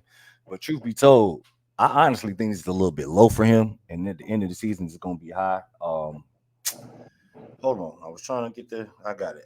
22 a night, 6.9, so 7 rebounds, 5.5 assists. That's coming off his very first playoff run, in which his team lost in a game 7, which they could have won. But 25, I got Paolo Banchero from the Orlando Magic. I think Banchero, I told Courtney this when Banchero was at Duke, he's gonna be the best player in the world one day. I don't know if it's gonna be a full season, if it's gonna be 2 weeks, or if it's gonna be 2 games or whatever, but it's gonna be a stretch where Paolo Banchero is the best player on planet Earth, and that shit is coming. Like, I got him at 25 right now, but at the end of the season, he could easily be top 10. Like, I'm that high on Paolo Banchero, that high on him, so I got him at 25. Okay. My number 25. 9 years of work. 23, 10, and 3 for his career. 52, 40, and 84 is his shooting splits.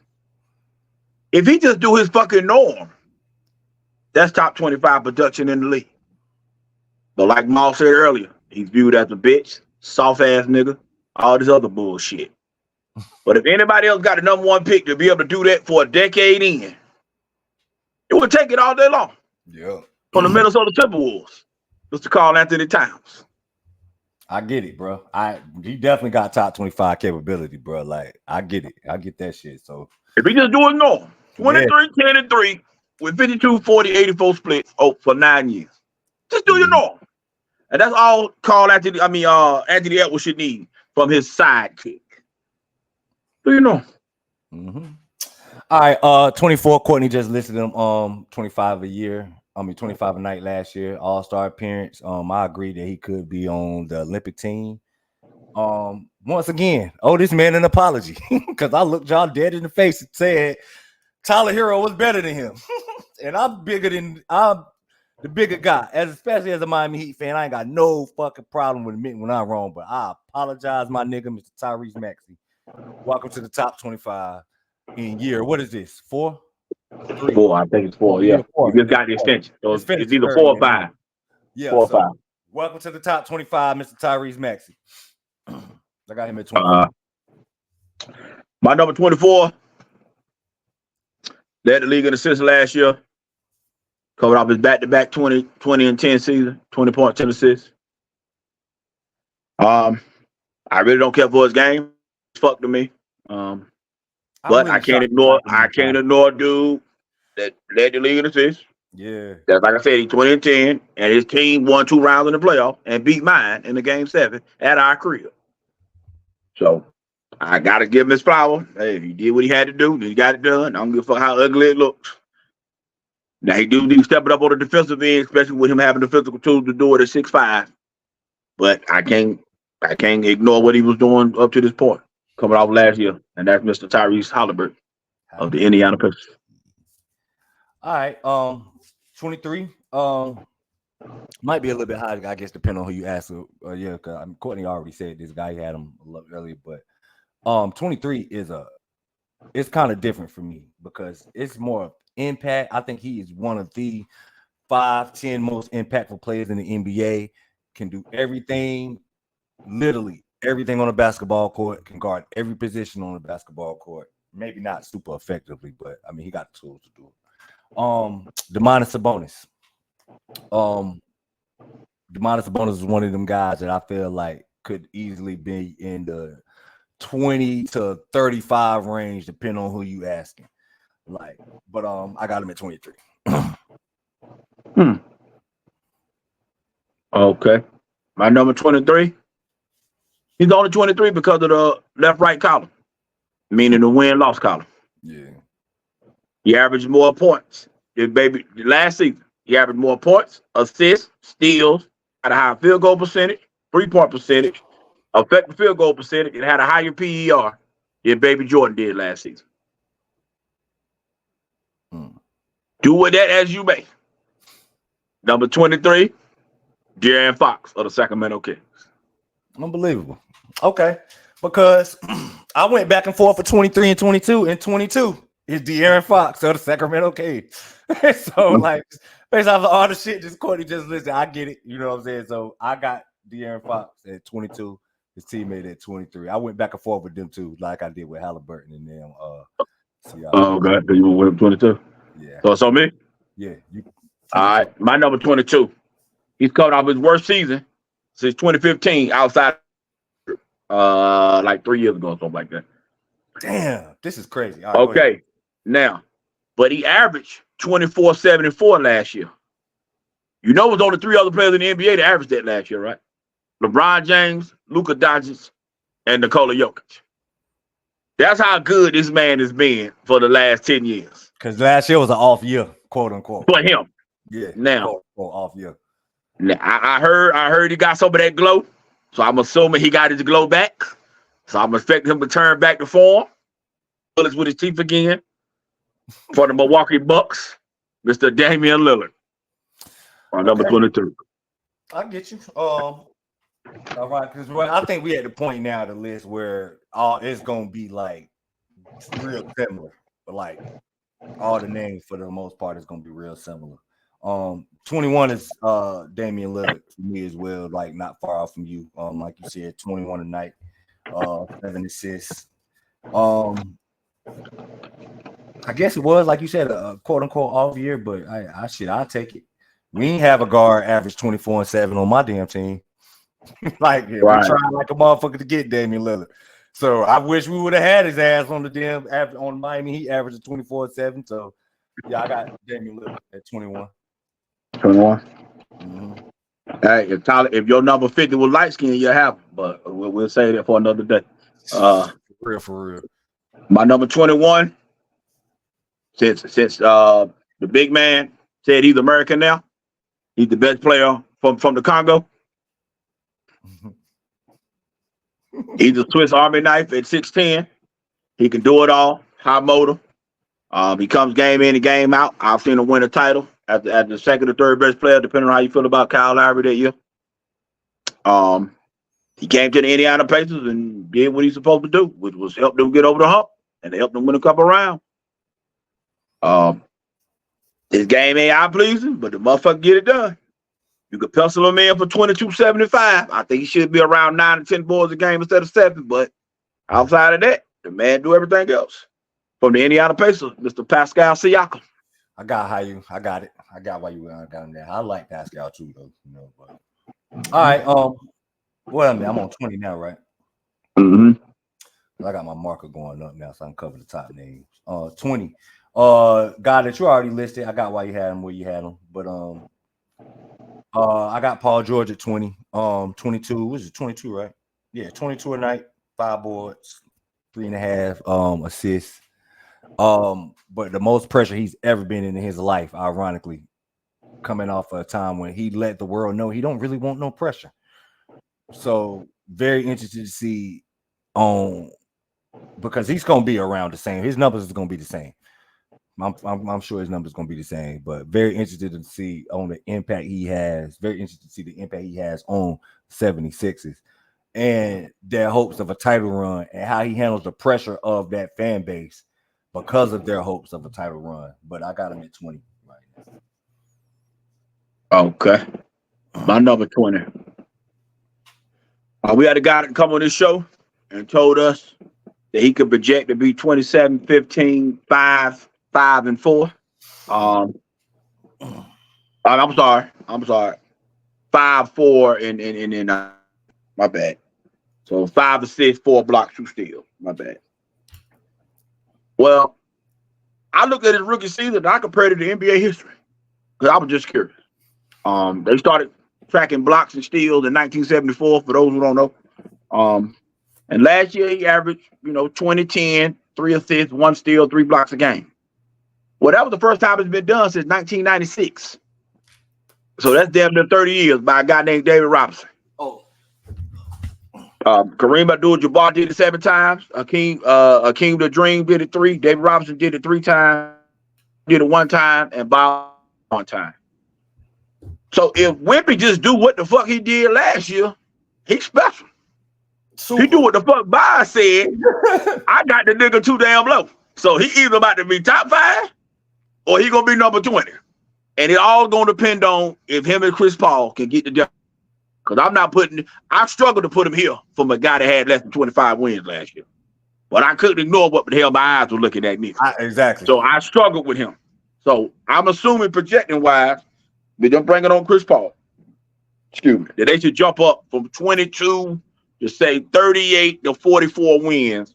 And he should be a real threat to be an all-NBA player, an all-defensive team guy, an all-star and all this in year 2. So my number 20 for the San Antonio Spurs, Victor Wembanyama. I agree, because ironically, my number 19 is Victor Wembanyama. Like, I didn't know if you had the nuts to put him that high, bro. I didn't think you did. I thought I was gonna be the one, like, you know what I'm saying?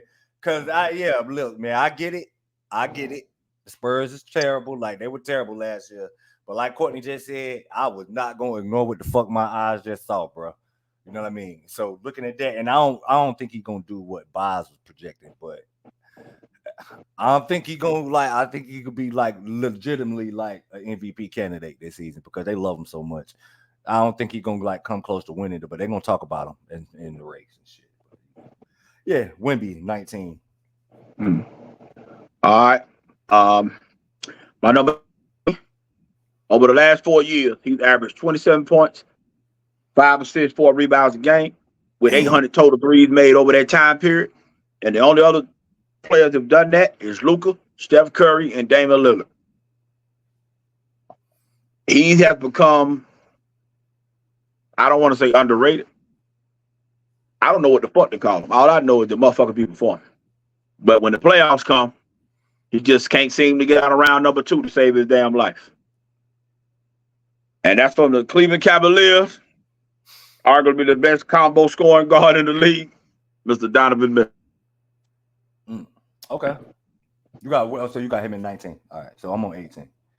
All right, this is funny as hell. My 18 is Donovan Mitchell. So I just Donovan Mitchell, ability wise, man, talent wise, I think he's in 10 to 15 range. But for whatever, him not being able to put that shit together in the playoffs, just I don't know, rubbed me the wrong way, man. It just rubbed me the wrong way. So I can't. I knew he had to be in the 20. I just didn't think he could be passed between the 10 and the 20 and 15 range. Like he had to be somewhere in that because of this. Right. So, yeah. Donovan Mitchell, 18. All right. My number 18 is a guy that it looked like he's gonna turn out to be what Zion was supposed to be from Duke University.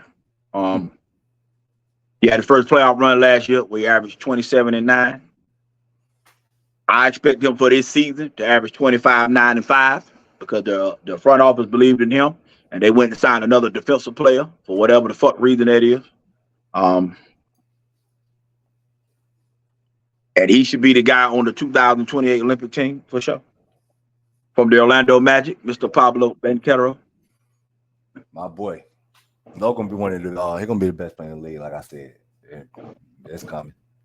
All right, so where we at? 17, my fault. 17. This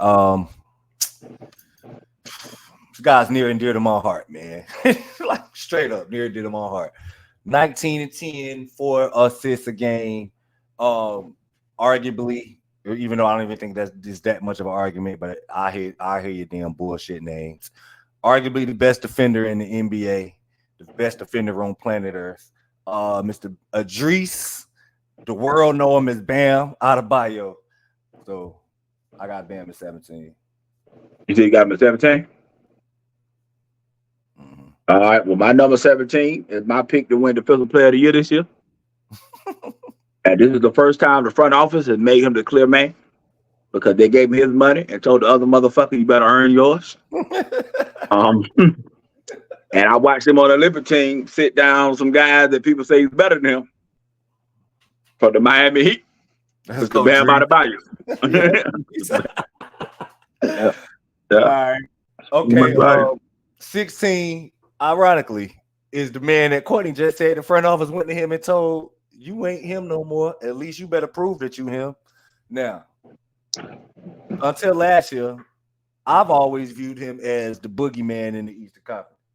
I don't know how scared the Celtics is going to be of him this year with them actually winning the title, but we're going to see.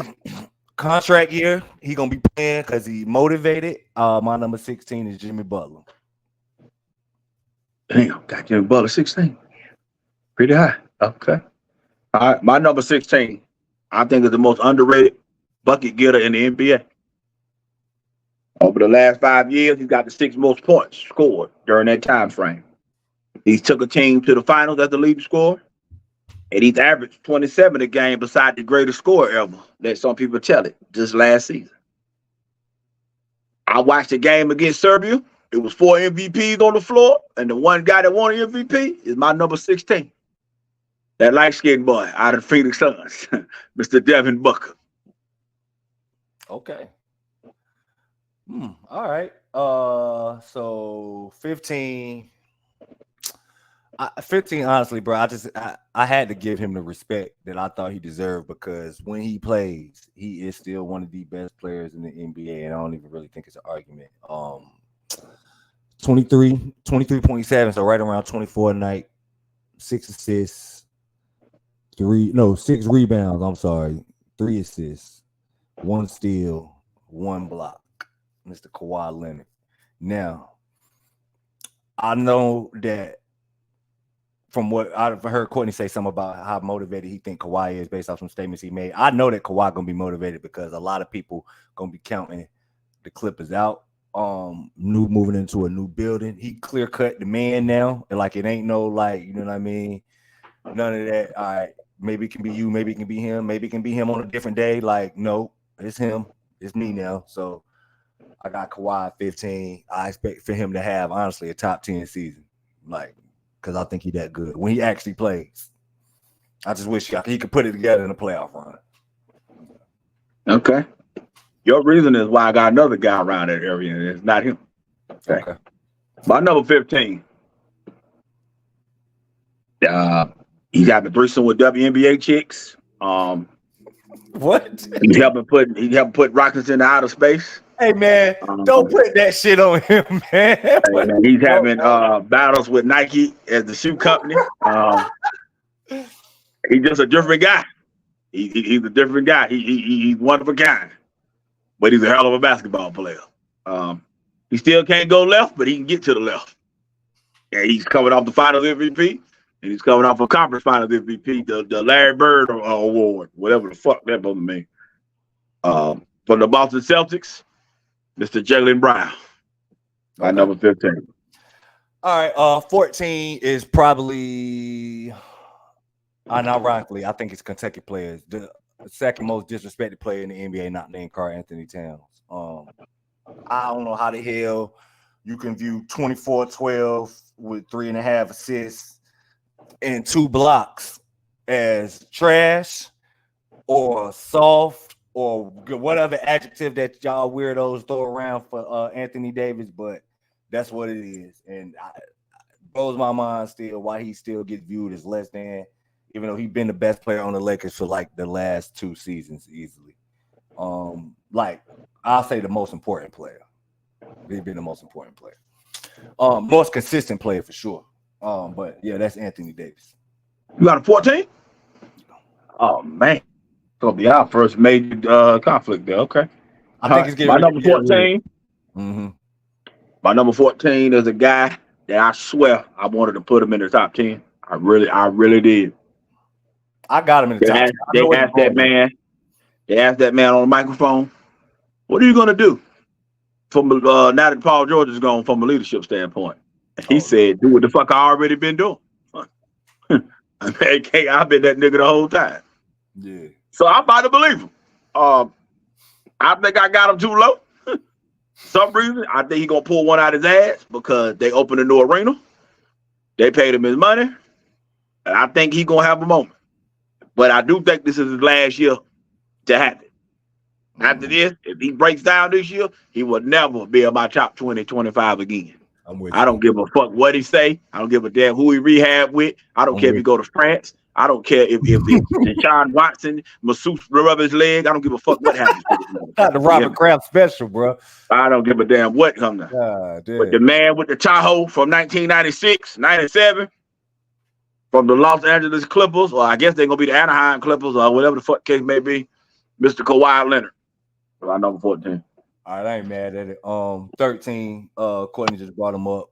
Formerly the most expensive player in NBA history until his teammate came the most expensive player in NBA history. Mr. Jaylen Brown, Eastern Conference MVP, Eastern Conference Finals MVP, NBA Finals MVP. Jaylen Brown, I got him at 13. All right, my number 13 is a guy I think is gonna finish top 5 in the MVP vote. I just couldn't put him that high going into the season because it's disrespectful for past work that's been done. And he only played 8-9 games last year. But he put the new man, he's following the new laws and shit. I think he's gonna remind motherfuckers what it is. He is what y'all think Derrick Rose was gonna be. He's him. From the Memphis Grizzlies, Mr. Ja Morant. I get it. I just couldn't put him that high, man, because I felt like it would have been disrespectful. I think I got him too low. Nah, man. I swear to God, I want to put him top 10. I get your reason. I get your reason, and it's just like I did. I did, but I got Ja Morant 13. All right, so 12. Hold on. I'm gonna do justice. I think 12 might be a shock for you. 28 tonight. I had it wrong. I said 27 earlier. 28 tonight, 3.6 rebounds, 6.7 assists. Honestly, had a top 5 season last year as far as like most impactful individual season. I don't even remember, like, I don't know if he got an MVP vote or if he was at even the finals on the actual ballot, but for my eyes, had a top 5 season in MVP or MVP caliber type season last year. Yo, man, Courtney, Mr. Jalen Brunson. Yes, sir. Mr. Even though he Jalen. did quit. He did quit game 7. He say bro quit. I mean, which was really weird too, because it did kind of look like, you know what I'm saying? Yeah, but yeah, I got Jalen Brunson at 12, man. At 12. All right.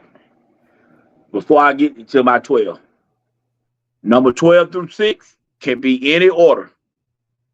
And I don't think you tripping no matter where the fuck you put them. Okay? I just want to make that clear.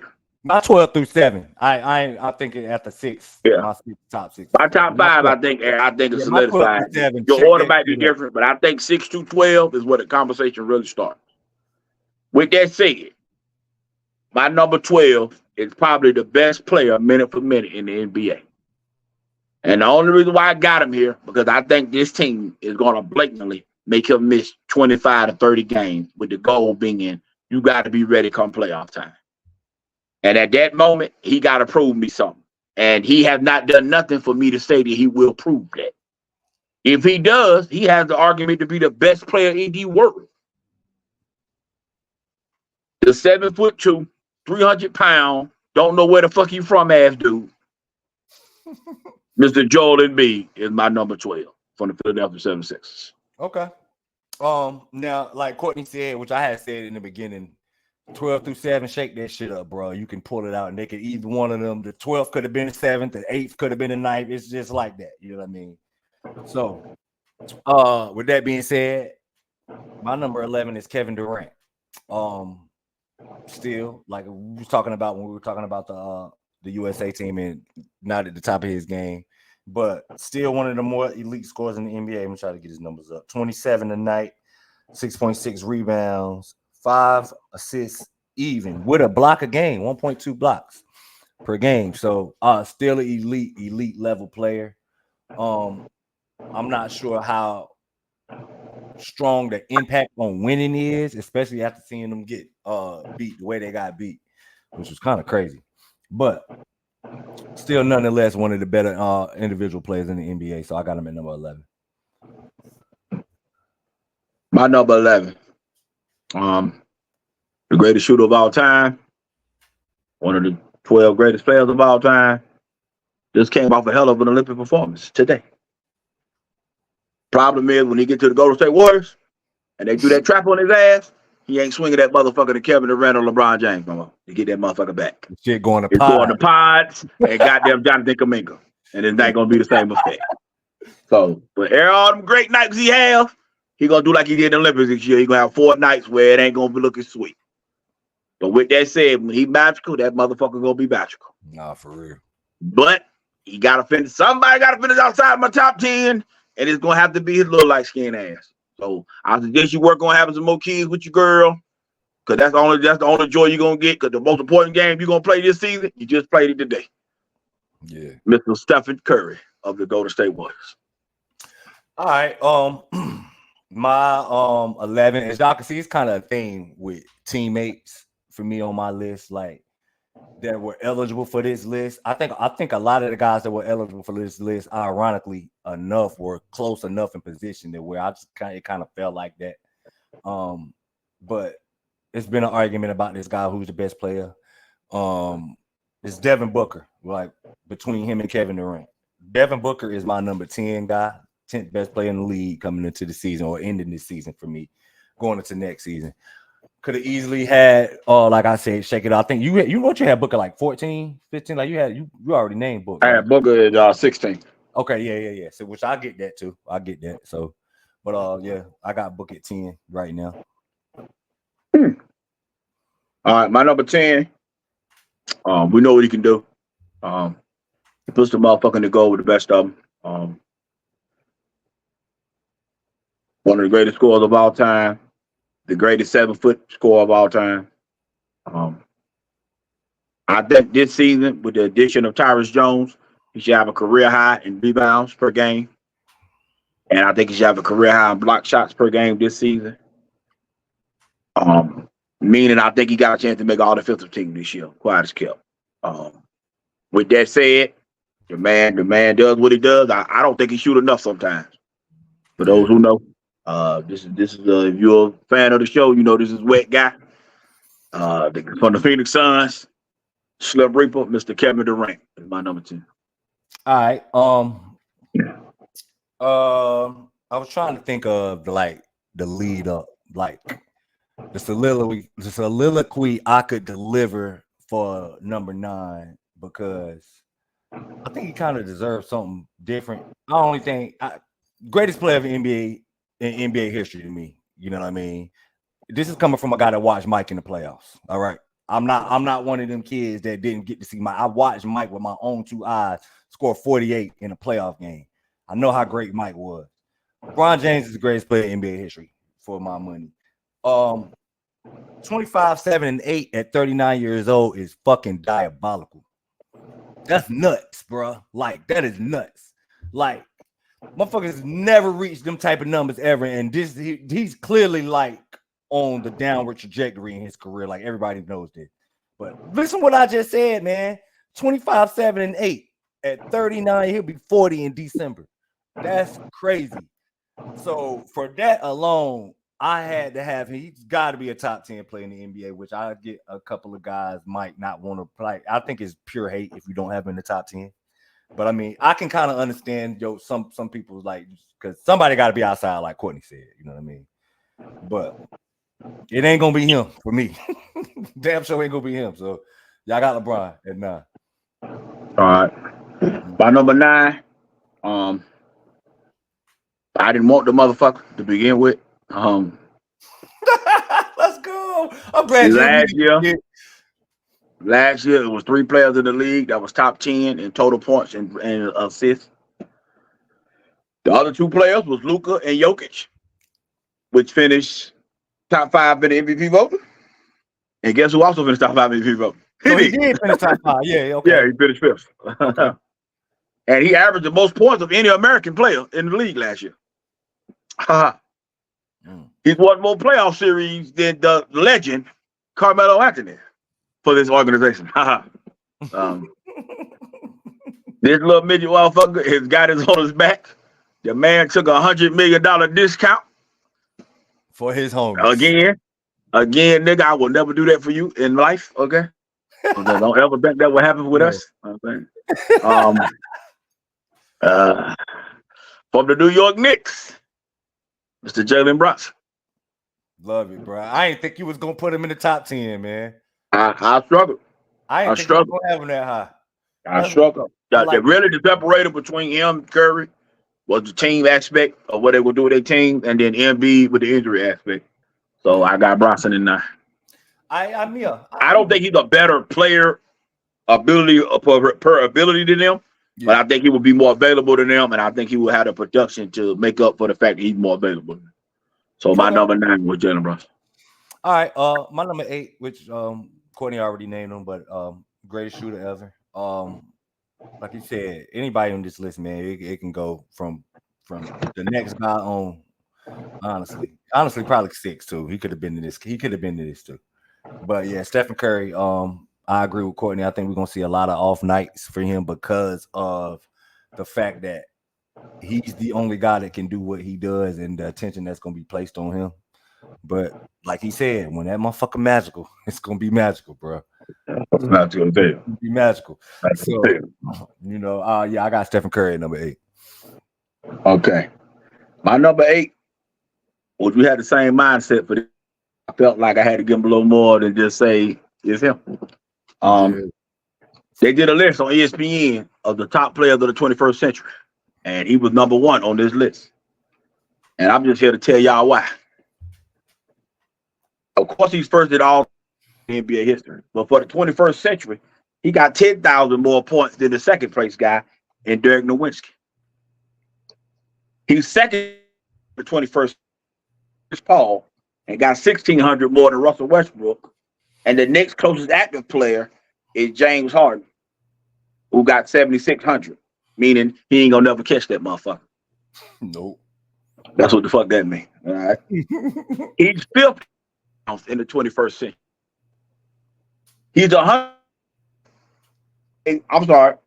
Yes, he's 130 away from being 3rd in rebounds for the 21st century. That means he will pass Paul Gasol and Kevin Garnett and only be behind Tim Duncan and Dwight Howard in rebounds for the 21st century. He's number 2 in steals in the 21st century.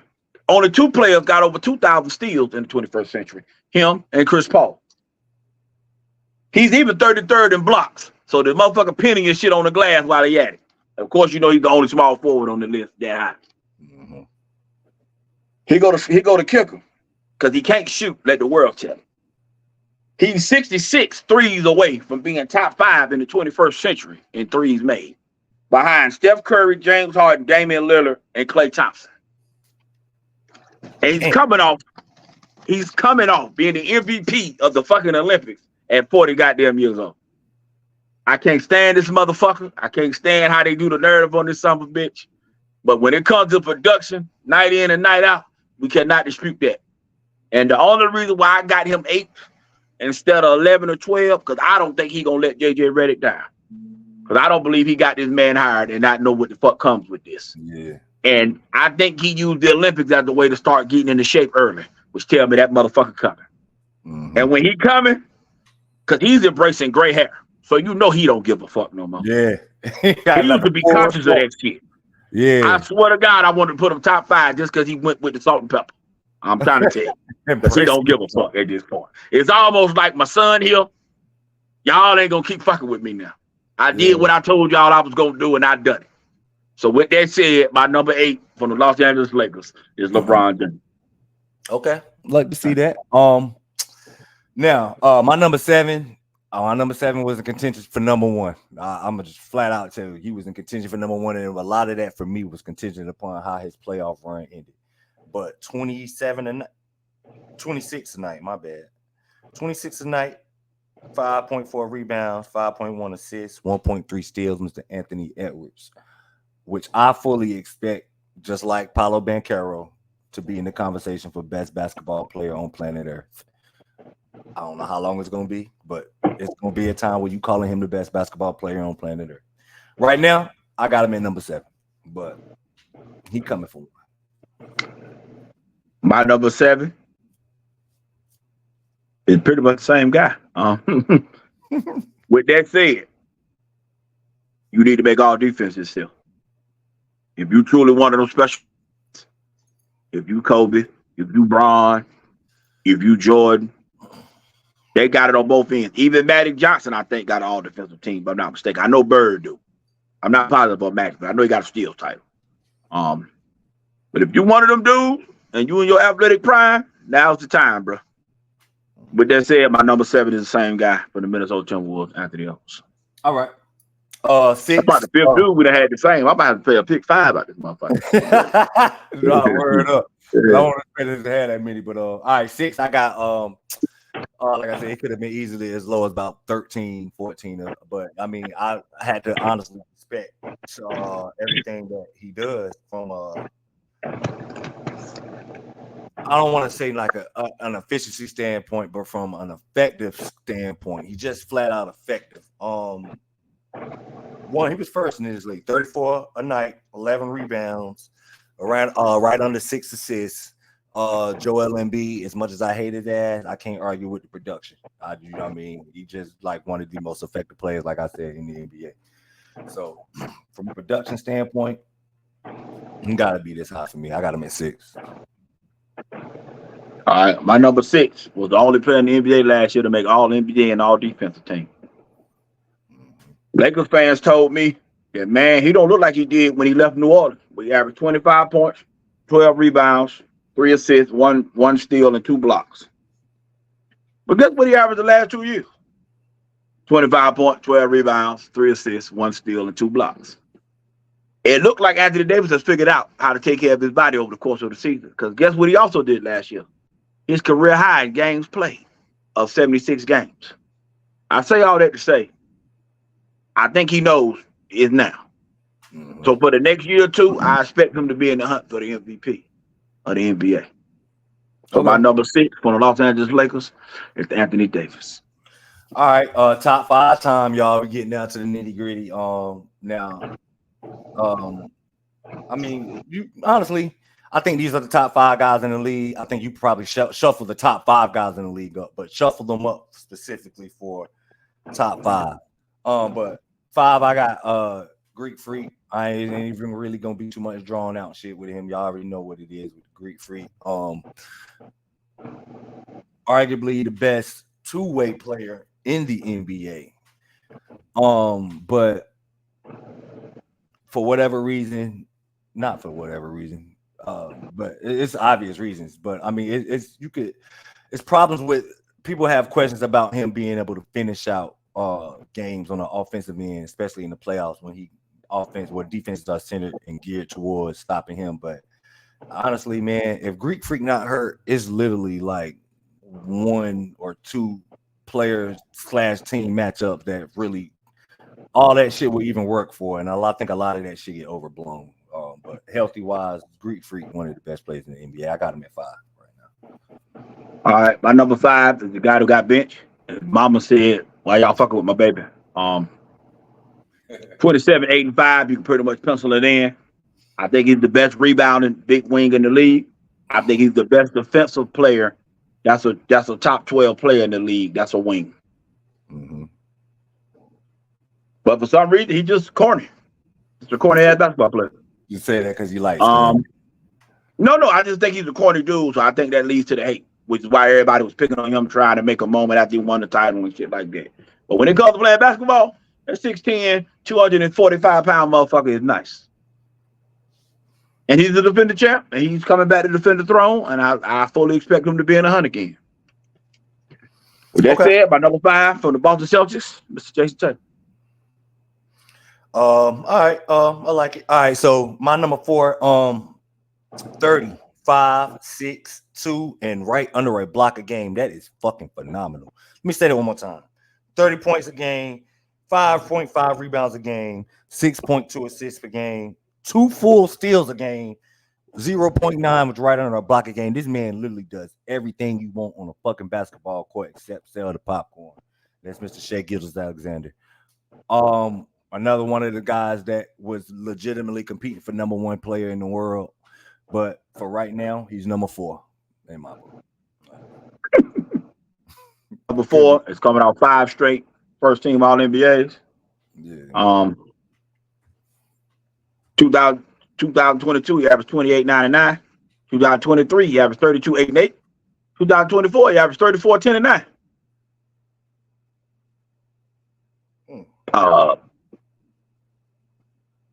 They say he's our Larry Bird. To me, he look like one of them motherfuckers. Period. To me, Word.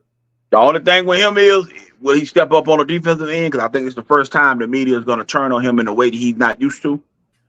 But as far as on the offensive end, the motherfucker do whatever you want with that son of a bitch. Mr. Luka Doncic from the Dallas Mavericks is my number 4. Okay. Number 3 for me was Luka Doncic, which is kind of weird. We were just that close, but I mean, another guy he was the main guy. Y'all remember when I alluded in the beginning of the show when I was like, it was one guy who I was kind of ready to have number 1, but what he did in the last half of his playoff run drove him down for me, and that's Luka. Like Luka was ready to be. Luka could have been 1 through 3 for me. And the way he defended in the finals, like that shit was it irked my soul to no end, and that's what dropped him to 3 for me. But yeah, I got Luka. All right, my number 3, as he just stated, my man averaged 35 and 5, which him and Kobe have done it twice in NBA history, and the only players who do it 3 times in NBA history is Jerry West, LeBron James, and James Harden, and I fully expect him to join that group this year. My only question with him is, does he got enough fuck you in his game when it's time to take over? Because it seems like if he don't score to 30, he's scoring 27, then 35, and then he back to 30. I need a 2-3 week span where it's clear, Ain't nobody fucking with you. I'm with you on that. He kind of plays within the floor a little too much for me at times. Now that they done got Caruso, now that they done got Hartenstein, I want to see if he takes that next step of saying, this is my shit, and I'm about to show y'all what it is. My number 3 from the Oklahoma City Thunder, SGA. All right, my number 2, probably, which I'm just finding this out, but probably the most disrespected champion I done seen in a long time. Like, disrespected by fans, clearly disrespected by coaches, like, and that's Jason Tatum. I've never seen number 2. Now listen, anybody else from a consistency standpoint that has been all NBA, it's been 3 straight years, right? 3 straight years, right? 3 straight years and coming off the 3rd year NBA title, and where it was clear cut that his team was the best team and he was the best player on the best team, and a gold medal. That's number 1. That's best player in the world type shit. Anybody else, the whole world would have been calling him the best player in the world with a resume like what Jason Tatum got. For whatever reason, motherfuckers don't want to put him in that conversation. Now, I don't have him 1, but I got him 2. And I don't know. The Jason Tatum disrespect got to stop, G. But go ahead. Okay. All right. My number 2. I think I'm crazy for doing it because I think this other guy just will have one of them kind of years. But quite frankly, he's 3 of the last 4 MVPs, and he finished 2nd in the year he didn't win it. And the number 1 trait about him that's very slept on is that the motherfucker just available. He's only been 1 season where he played under 70 games, and that season he played 69. The fat boy just keep galloping his ass down the court and giving y'all this motherfucking work. From the Denver Nuggets, Nikola Jokic. Okay. So, I mean, I guess it's clear that that's my number 1. Like, you know what I'm saying? Right. Which I get it. So I'll let you get to your number 1. Okay. My number 1, simple. Last 6 years. First, third, first, third. 28, 12, and 6, 29, 13, and 5, 28, 11, and 6, 30, 12, and 6, 30, 12, and 6, 30, 12, and 6. 53% from the field, 58% from the field, 57%, 55, last year career high 61. 2 MVPs, I finished 4th place, 3rd place, 4th place. He about to go back to number fucking 1 this season. He about to remind y'all motherfuckers that he ain't playing. The only reason why he ain't consistently, I think, number 1 or 2 is because the last 2 playoffs, he ain't played but 3 games total. So he out of sight, out of mind when it fucking matters the most. But I think that motherfucker's coming, bro. I really do. I think he about to give it to every fucking body. To the point he will have a borderline argument for unanimous MVP. This type of shit I think he gonna be on. Oh shit. Yeah, I think he is finna give it to everybody. You hear me? I ain't that high on folks, but what was that motherfucker in 300? Spartacus, whatever fuck he was, whatever fucking name was. I think he about to goddamn give it to motherfuckers. The man from Greece. Giannis Antetokounmpo. He got to give it to motherfuckers. He is my number 1 for the 24-25 season. I can understand that, you know. List, man. I think our list was not, bro. I'm really shocked at how close our list was, almost all the way up and down that shit. A couple of them was different. Like I had Siakam lower. You had him in top 20. I had him top 30. Top 30, right? Yeah. No, right outside the top 30. I had him right outside the top 30. I had him in 32. But I mean, stuff like that. Like I had Bankera 25. You had him in the top 20. But like I'm shocked at how close our list was, bro. I figured that our shit would be like way. I really didn't think that you was gonna have the balls to make Wemby top 20 and Jalen Brunson top 10. I thought that. You know, I struggled with it. I struggled with it. I struggled with it. And just for the record, before we get off this motherfucker, I know we about to get off this hoe. I'm gonna give you my honorable mention. My honorable mention. This is. These was the 15 guys that had an honorable mention. Michael Porter Jr., Darius Garland, Evan Mobley, Desmond Bain, DeJounte Murray, OG Anunoby, Draymond Green, Aaron Gordon, Kristaps Porzingis, Zach LaVine, Kyle Kuzma, Bradley Beal, and Cam Thomas. Okay. Just for the record. Pretty solid list. All right. Yeah, man, we're gonna go ahead and wrap. I hear my son. My son is up now. He ready to cause havoc. He been quiet long enough. I salute him for giving me a quiet environment for almost 2 hours.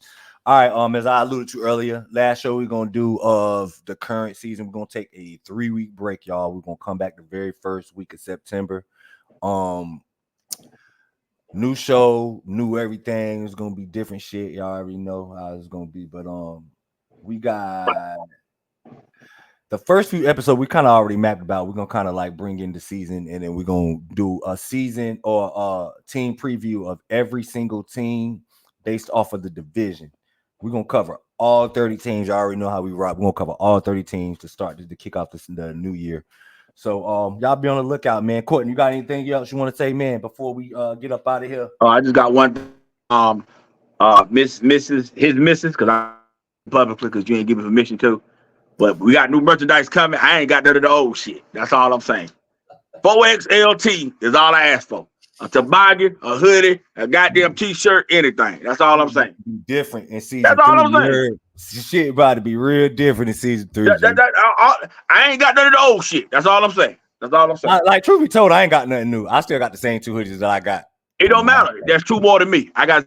All I'm saying. I got to. Like I want to get some different merch. My wife got a Cricket now, so I'm gonna just start making shirts. So if you give me a shirt, I'll make you one. We got the stuff, man. We got to get it popping. You give me your shirt. That's all I'm saying. I got you. You're gonna wear it on the first episode of the Listen, I heard that last season. I don't know what the fuck going on. 4XLT. That's all I'm saying. That's all I'm saying. Give it 64300, man. Cover my black ass. That's all I'm saying. That's all I'm saying. Look out. That's all I'm saying. All I'm saying. All right. Beautiful people. Thank y'all, man. Thank y'all for locking in with us this season, man. Enjoy coming to y'all, talking to y'all weekly about basketball. We're gonna take it, like I said, 3-week break. We're gonna be right back, same place, same channel, all of that. Courtney, that's it. Well, I make sure Courtney has some professional amateur stuff, so he gonna come back with a motherfucking story to tell for y'all. And y'all heard him. He got 3 weeks, so don't let him lie to y'all. Make sure Courtney has some professional amateur shit, yo.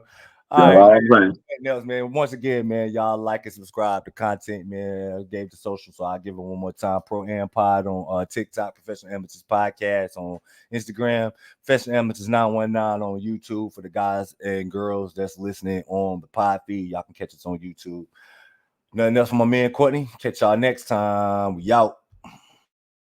Season 2 came back like a boomerang. Crossover, go through the lane. I'm linked like a Cuban chain. Full of steam on the track, better move when you see the train. Marley Marl, Courtney K, I don't wake up to skipping Wayne. Lights, mic, camera, professional amateur. Professional amateur, professional amateur.